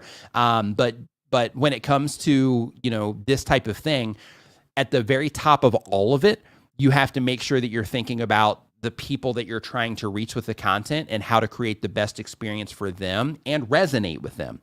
And what I mean by that is, like I was saying before, if a parent is going to be watching the content, learning about the game, a parent may or may not care about watching somebody play Fortnite while they're talking about, reasons that people should or should not play games, right? So I would just consider all of that. Driver Sensei, what's up, man? Hope you're doing awesome. Welcome to the stream. Old Trish, hope you're doing great. Let's see here. So Fit with you says that they upload every other day. They do fitness tip content. The goal of the channel is to help people grow stronger and healthier by giving them easier methods about training and diets. The question is, I'm uploading videos, but they're not getting views, and I don't have any other platform to share my videos on. I'm trying my best with the title and thumbnail, posting one short daily, but I can't seem to find the missing piece. It's the content. So it's the content. Like if you are, if you're putting out content, and it's not getting any response whatsoever, and technically with a short, you don't even need a thumbnail. But if you are, if the content itself isn't getting the response, then it's going to limit the views. If you're getting 0 views and you're putting out, short form content, meaning it's vertical content that's under 60 seconds, and you're getting 0, the next thing to do is just look and see if you're getting any oh, actually you wouldn't, because you're getting 0. So yeah, so in that particular case, I would, I don't know if you mean no views is in 0 or like you're getting like 3 views. Because the reason that makes a difference is because if you're getting just like a few views and people just aren't responding, then that would cause you to not get more views. But if you're getting like 0 views and 0 impressions, I'm not really sure what's going on there outside of your videos like being set for unlisted and nobody's, seeing them, or them still being set private instead of public. That would be the only thing that I can think of that would cause you to get 0 impressions. Driver Sensei, thanks for the super sticker. I appreciate it.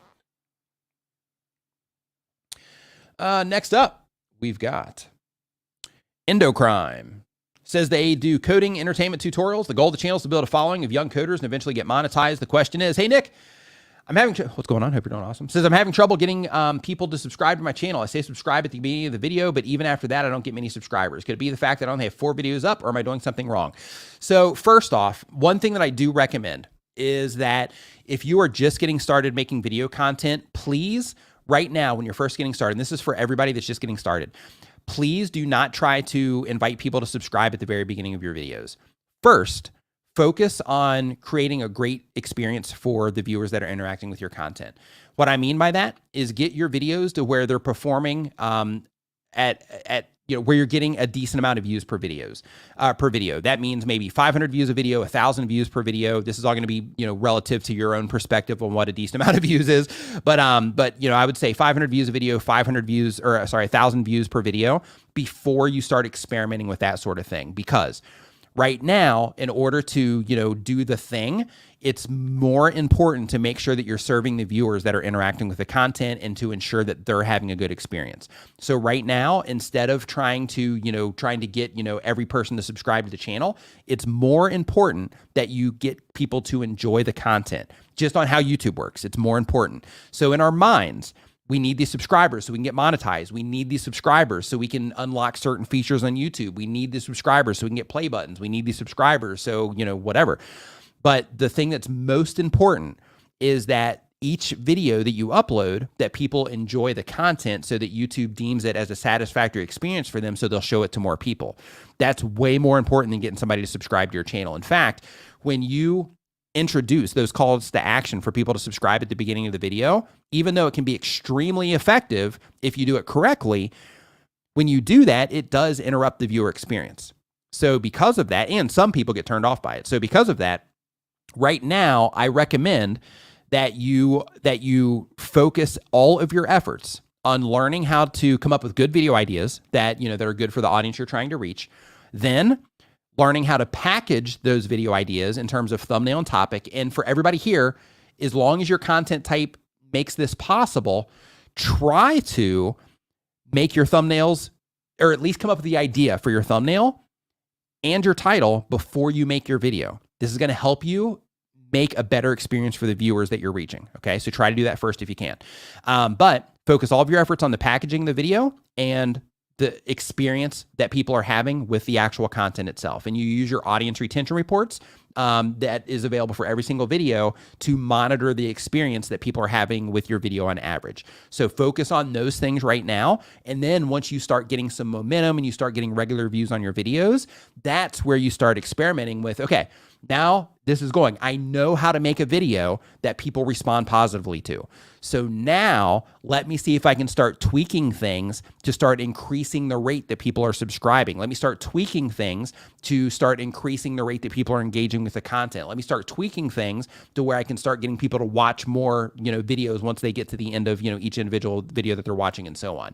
But right now, just lose the whole idea of like, hey, I got to ask people to subscribe at the beginning. Just get that out of your mind for right now and just focus on creating an awesome piece of content for the viewers that you're trying to reach. And then once you hit those, thresholds to where you're like, okay, I'm consistently hitting these numbers now. Then when you start running those experiments, you're going to start being able to uncover what works and doesn't faster because you're going to have more people interacting with your content. Okay. So the way that you're doing it now is you're kind of working in reverse. So you're trying to get people to do the thing before you've ensured that you're making content that, that people are responding to, positively and before you've kind of mastered that part. So because of that, please omit that from your content right now. If you are going to add it in there, just do it. And if you have like a lull of some kind in your video. So for example, like if you have like like here, you're doing coding, entertainment and tutorials. So here, let's say you're doing a tutorial and you're showing people, how to code something or whatever. Let's say that they're in Figma and you're showing them how to how to kind of lay something out for the different designs before you start coding it or whatever. Then in that case, let's say you are kind of moving something around the screen trying to find something. That would be the moment where you'd say, oh, hey, by the way, because then it's not an interruption to the viewer experience. You'd say, oh, hey, by the way, I put out videos like this every Tuesday. If you're enjoying this, remember to subscribe, and then just get right back into it. So then that way it's not interrupting their experience, but it's still in there. But first, I wouldn't even worry about that. I would just focus on like, okay, how can I get somebody from the beginning of this video? How can I get as many people as possible from the beginning of this video to the end of this video, right? That's what I would focus on right now. All right, so let's see here. So what we're gonna do now is we're gonna hop into the lightning round. So with the lightning round, how this works is I'm going to just crush through questions as fast as I possibly can. So I'm going to try to, not go as deep, so to speak, but I'm going to just try to answer as many questions as I possibly can in the shortest amount of time possible. So all of this is going to start right underneath Doug Hewson's lightning round, where he just put that. What you want to do is you put a Q in front of your question. And when you put that Q in front of your question, it helps me identify that your question is for me instead of for like a side conversation that you're having in the chat or whatever. So if you have a question and you just showed up late or something because of your time zone, this is just when you're waking up. Good morning, by the way. I hope you're enjoying your coffee if you're having one, or I hope that you have a great day, whatever your day is going to unfold as.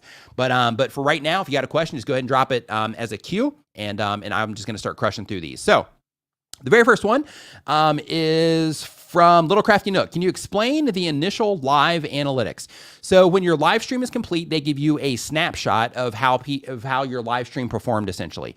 It'll show you, the watch time that you got from it, your concurrent viewers, things like that. It's just a report, essentially, of the stats from your live stream.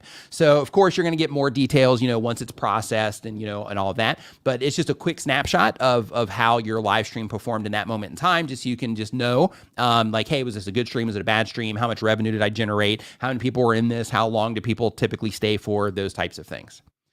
Pat's Tune. Whenever I do a top 10 video, my analytics shows that people stop watching as soon as I mention the last item, even though I describe it for a few minutes. How do I stop the quick drop off? As you get later in the video, this is something that I use as well.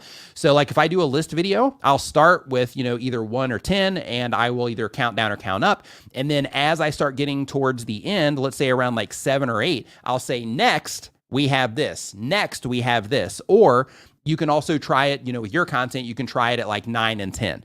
So then instead of saying, okay, number 9, we blah, blah, blah, blah, you say next is blah, blah, blah. And then that way, instead of, putting the reminder that they're on that last tip or the second to last tip, then in that case, you are just saying this is the next thing, which kind of puts the responsibility on them to keep track. And then from 9, then you go to 10, you're like, okay, next we have blah, blah, blah. And then that removes the numbers from the ending part of your video, which then takes that from the forefront of somebody's mind. And unless they're keeping track, they're going to continue watching. Next, let's see here. Oh man, it just jumped on me. Okay, hold on really quick. Okay, scroll down, lightning around. Got it. Okay, so next, can your country be the reason why you're barely getting any views? No. So if your language is like, let's say that you are making content for the English speaking market, but you have a really super strong accent, or you're just speaking in another language. Then in that case, if an English-speaking person clicks on your video and it's really hard for them to understand, they're going to leave. When that happens, YouTube detects it and then it'll stop showing it to, those types of people. So, so that's what happens. So just as a heads up, I'm in Thailand. My primary market for my primary audience for my YouTube channel is the United States. So that's because, I speak English. The channel is actually registered as a US channel, which that doesn't matter either. But the channel is registered as a US channel. I speak English. English-speaking people respond well, to my content. So therefore, specifically in the US, so therefore, they are my, primary demographic. The Crouch Ranch question: started a second channel for daily vlog style content. Good idea to integrate that into the main channel. If the daily vlog style content is in alignment with the value that you are giving through the other content on your channel, experiment with it. But if it's two totally different, like if the audience that is watching the original channel, if they're like the content that they're getting there isn't really related to the content that you're making on the other channel, then in that case, I wouldn't cross-pollinate. But if the content is still in alignment with the value that they're getting from the other content, then I would experiment with some, see how they respond to it, and then make your decision from there. This is where analytics is also important, because then you can go in, you can see through your analytics, okay, how exactly do they respond to this compared to, because there's a compare tool, there's a grouping tool where you can compare groups of content against each other as well. And I have shorts showing you how to get into groups, just so you know. So there's a short on my channel. I think I got like 3 or 4 shorts. One of them shows you how to get to this grouping feature I'm talking about. But test it if it is in alignment with the value that you're offering in the other channel. Sleepy Vibe ASMR. Do I have to do TikTok lives to grow a YouTube audience? No. Wonder Old Man Cooking says, teach us how to make good shorts. Shorts is the future. When your short starts, make sure that there's something interesting for people to either look at, to hear, or to experience in some way, or all three. And then of course, keep it going for as long as you possibly can. If possible, make it to where they can actually loop it and watch a little bit of it before realizing that they're in a loop. Second, keep your retention as high as possible, because just like long form videos, shorts are also, by performance. So if you have one that, performs well, then it's going to, perform well for a bit. And then if you have a short where you put out and just people just bomb out, or they just, fade, or they flip to another one shortly after they start watching it, then it's not going to do well. Let's see here. Looking for the cues for questions. Okay, so is it okay to post 3? And this is from Stelian Sky. Says, is it okay to post 3 videos a week of shorts in between for new YouTubers? It is, absolutely. And in my opinion, you should be trying to work that muscle in terms of that skill set and develop that skill set. Let's see here. Okay, you got a question mark. That's pretty much a cue, so we're going to go with that. Live in La Vida Laura says, love your channel name, by the way. Says, hey, Nick, how do I make a reaction video to the new Blackpink Venom music video without getting copyrighted? Is it that I have to talk over the video within 5 seconds, I heard? So it's not that you have to talk on the video within 5 seconds, but the entire piece of content has to be transformative in some way. And within that, really, what I recommend that you do is, 1, contact a copyright attorney. And I know this is like, oh, great, I don't want to do that. I don't want to have to spend money for this. But if you're serious about like, hey, I'm trying to grow a YouTube channel, I'm trying to like leverage, these trending, things that I can react to and all of that, it's in your best interest to make sure that you are educated on what's called fair use. Never take someone's advice about that on just some like website somewhere. So for example, like if you see on like Reddit or Facebook, somebody's like, oh, hey, just within the first 5 seconds, blah, blah, blah. like don't even listen to that. Contact a copyright attorney or research yourself and uncover official information about copyright and make sure that you are thinking to yourself, okay, I understand this enough to where I'm willing to take the risk, right? Because that's where you have to get it to in terms of your understanding to make sure that when you're making that type of content, you don't, get yourself in trouble, so to speak. Because when it comes to copyright, not only can your video get copyrighted, but in some cases, if they wanted to, they can actually come after you for using their material as well. So next up, Supreme Raleigh says content quality over volume. Last tip was good. So when it comes to content, basically quality, quantity over quality, the answer is yes. So you have to get your content to a competitive level.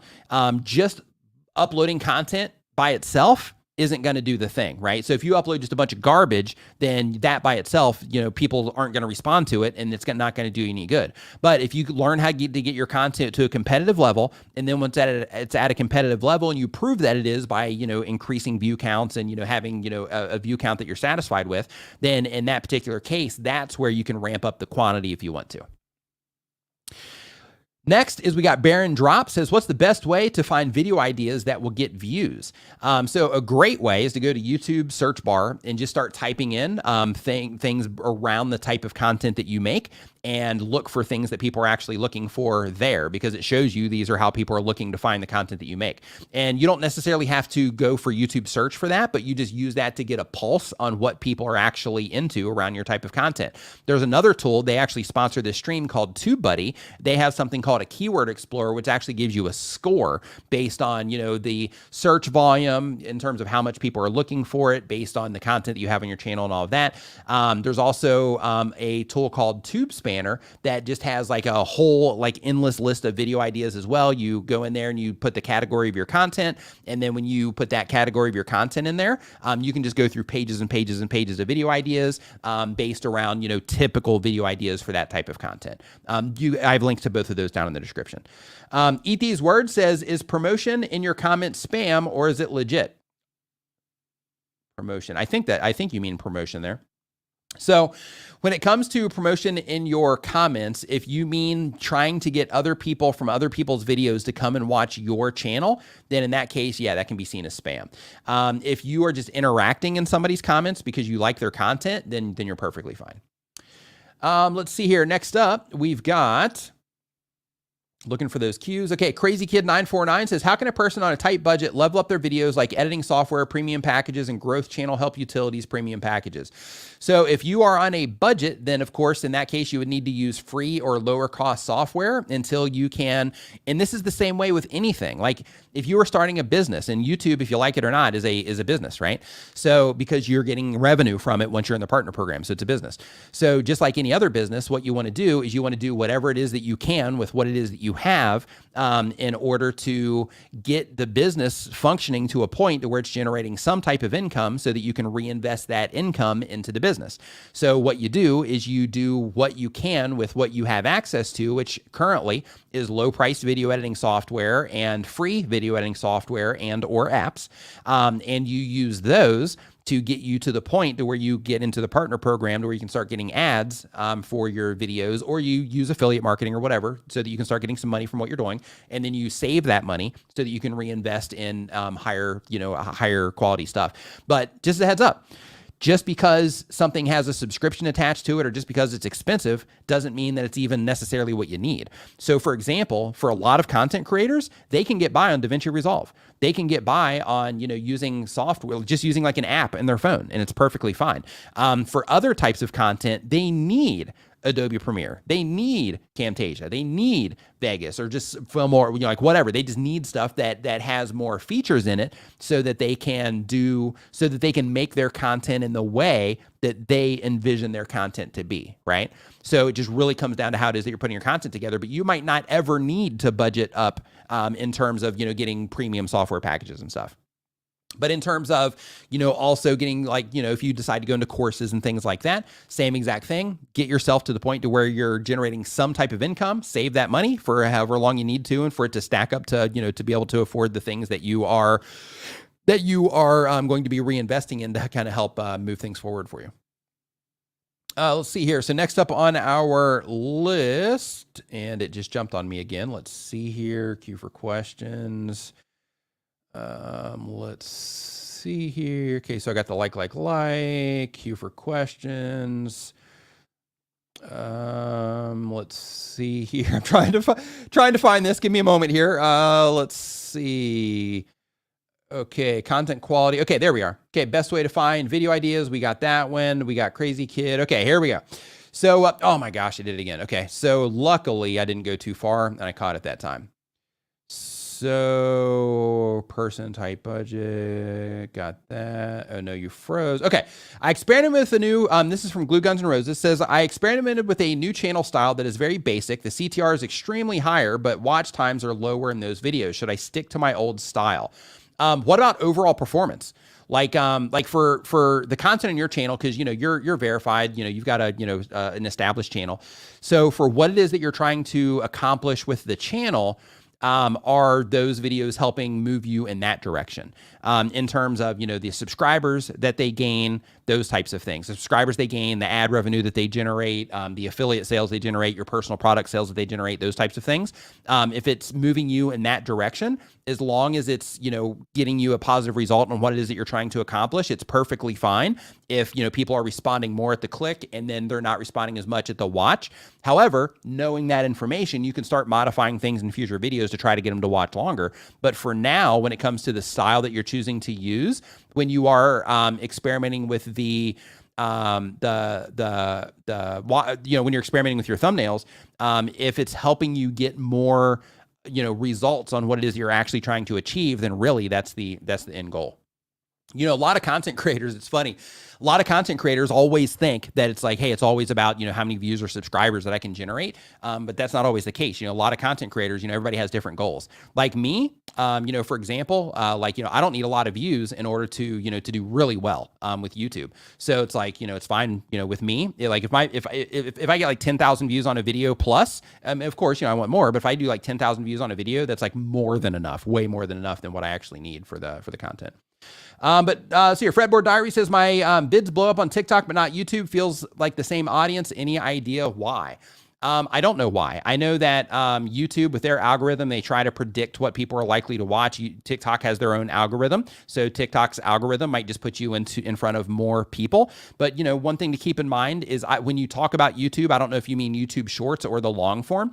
If you're talking about long form, then the difference in that case would be on TikTok, people essentially, just like in YouTube Shorts, they just swipe up, so they don't have to make a choice to click on the content. Whereas when it comes to longer form content on YouTube, where people have to click on it from home pages, suggested videos, search, subscription feed, and all that, when people have to make the choice to click, that's going to be, a huge barrier for a lot of content creators. That's why a lot of people now are getting started in YouTube Shorts, or they're getting started on TikTok, so that they can learn how to make good videos through those. And then while they're doing those, they're practicing with their long form content and learning how to get people to click. Because with those content, you can get views, which makes you feel great, keeps the motivation up, keeps you encouraged to keep making the content. But a lot of people still are faced with that challenge of trying to get people to actually click. Let's see here. Love the countdowns. Do better.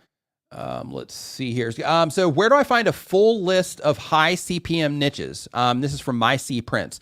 So what you can do is you can go into the Google Keyword Planner in a ad account, a Google Ads account, and you can go in there and you can start looking around for things that have higher CPMs. You can Google around for other people that have already done this homework, and they can give you a list. You'll find blogs and stuff that will have lists of higher performing or higher CPM pieces of content.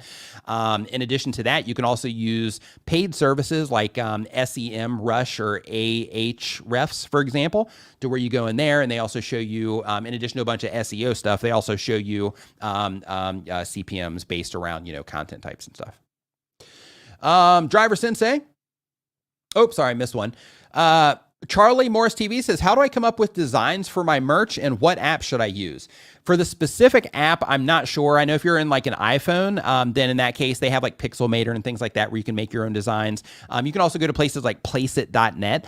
They have templates that you can use. Canva has templates that you can use. You can also hire people off of fiverr.com for like $5 to make you a merch design. And then from there, once you have your design, then you can go to spreadshop.com. When you go to spreadshop.com, you can upload your design there for free. And then when somebody orders your merch, then they print it and then they send it out to them. And you don't have to pay for any of that. You'll have to, either create or pay for your design, to actually upload that. Not to upload it, but to have it made. But then once it's made, you can upload it to, Spreadshop, and you can just have it there. And then anytime somebody buys your merch there, then you'll make a commission, essentially. I am using the older mic, Brad. Reason I'm using the older mic is because I'm having this like breath problem. So I need to tweak the settings. I just haven't had time this week to go in there and mess with it. But I need to tweak the settings on the other mic to figure out why it's my noise gate in here. It's just not set properly for that other mic. And I just haven't had the time to get it worked out. So it was faster to do this. Funny quick story for you. So before I started this, I kind of hacked this mic stand together because all of them are high, all the desk ones are. So it puts the mic way up here like the one I used last week. So I like them low like this so that I can, just so it's not as intrusive in the scene, so to speak. So with this one, because I hacked it together, I've had this problem lately where it's been just kind of like falling apart. So what I did is I was getting ready to stream. I was like 4 minutes until the stream started today. And I just kind of tapped the mic and it just fell over. And I was like, oh no, it's falling apart again. So I had to run over there. I grabbed that one, I put that one together. And then while I had the other stand it was like this high with the stem that this one has on it too. The whole thing was like this high. So I had to grab this one and I was trying to put this one together while I'm sitting there watching the clock, knowing that we're getting ready to go live. So I'm putting this one together again and getting everything, nice, tight and secure. And then I was able to get this in here and ready to go and everything adjusted for it within, like seconds before going live. So let's see here. So ADHD Life Now says, when doubling down on content that is doing well, do you use a similar thumbnail design to the previous video? No. It's about the topic in that regard. So the thumbnail is like, how do I represent this video? How to help people identify it? How do I, compel people through this thumbnail or help people identify that this content is something that they care about through this thumbnail? And then the title is the thing that will separate it. So you want to avoid, templates, things like that when you can. Check. Let's see here. Next, make sure you put a Q. So Brandon Bautista says, does changing a title and thumbnail on a decent performing video boost it further or risk hurting the views it's currently getting? So Brandon, the answer to this one is, what you got to think about here is the people that are using YouTube. So don't think of it from the view of, when I change a thumbnail, does it mess with me and the algorithm? Everything is based on the response of the humans that are interacting with YouTube. So what that means is, if you make a change to your thumbnail and or your title, then if people respond better to it in terms of they click on it more, then in that case, it's going to help you. But if people click on it less, then it's going to work against you. So because of that, you can see in your real-time stats, you can go in there and you can look at your click-through rate. You can see the changes that you're making and the impact that they're having. You can see that, as kind of like an averaged out view, but keep in mind, you still want to look in the traffic sources to see, how your thumbnails and titles are performing in each individual traffic source to make sure you're not changing something where it's really doing awesome, but it looks like it's low. So because of that, you can also do something, and TubeBuddy has this feature available. I got a link to them in the description, but they have the option where you can A/B test thumbnails. So if you are in a situation where you're like, I'm not going to like monitor it for all the different traffic sources and sort my date range, every single day to kind of narrow down how this is performing and from how each different traffic source and track all that. TubeBuddy does it the easy way, to where you just load in your original thumbnail. It actually comes with, like when you say, I want to do the test, you just select the video and then you upload a variant thumbnail and then it swaps them back and forth every day. And then it gives you a report letting you know which ones perform better, which ones typically generate more watch time, which ones typically perform better in which traffic sources. So this one performs better in browse features. This one performs better in suggested videos. This one performs better in search and so on. So, you can try that, or you can just monitor it yourself through your real-time data. All right. So that brings us to a close today. I want to let you know that if you are a, content creator, if you are somebody that's just getting started with all of this stuff, This whole thing, it sounds like there's a lot of stuff to do, and there's a lot of, skills that you got to learn and all that. But I do want to just let you know that, it is a process, just like anything else that you do, just like learning how to play an instrument or playing a sport or learning any type of language or new skill or anything like that. So because of that, if you are at the very beginning part of this and, there's anything that we talked about today that was like, oh my gosh, this sounds complicated or it sounds like there's a lot to do or whatever, there is. And it is hard. So, if you are willing to see it through, then and learn the skills needed and things like that, you'll be fine. So what I encourage you to do is if there was any information that was shared today that either didn't make sense or you're like, hey, I wonder if that applies to what it is that I'm doing, or I wonder if I'm doing that, or, or if that thing that he said about thumbnails, like, is it clear that, that what my video is about and who this video is for and things like that with my titles and thumbnails. I encourage you to just go look at your channel, write down, some of the questions that you might have had in terms of some of the things that I said, and, hop on Google, hop on YouTube, watch some videos and try to uncover it, because when it comes to all this stuff, the more informed that you are, then the better you can, progress forward because you understand the platform that you're operating on, right? So because of that, I just encourage you to, to further explore any ideas that you've heard today. And in addition to that, if there is anything, like I said before, that, that you didn't understand, like, write that stuff down. And if there's anything where you're like, hey, I want to try to apply some of this stuff to my channel, write some of those things down too. And instead of trying to do everything at once, just try to say okay, I'm going to really try to understand this thing.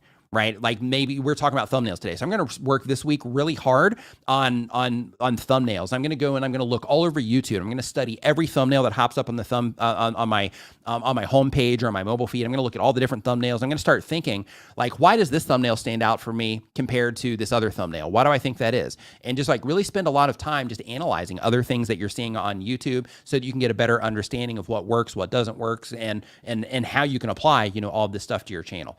So I'll see you here next week at 9 a.m. Eastern. Everybody have an awesome rest of your week. For anybody that's joined as a member, make sure you go to nimminvip.com. It's going to redirect you to the Facebook group like Estude Mathematica here. Welcome to the Nimminati. If you can go ahead and do that now, then I will get you in the Facebook group as soon as the stream is over here in a few minutes. Besides that, everybody have a fantastic rest of your weekend, and I will see you next week. And I'll see you next time.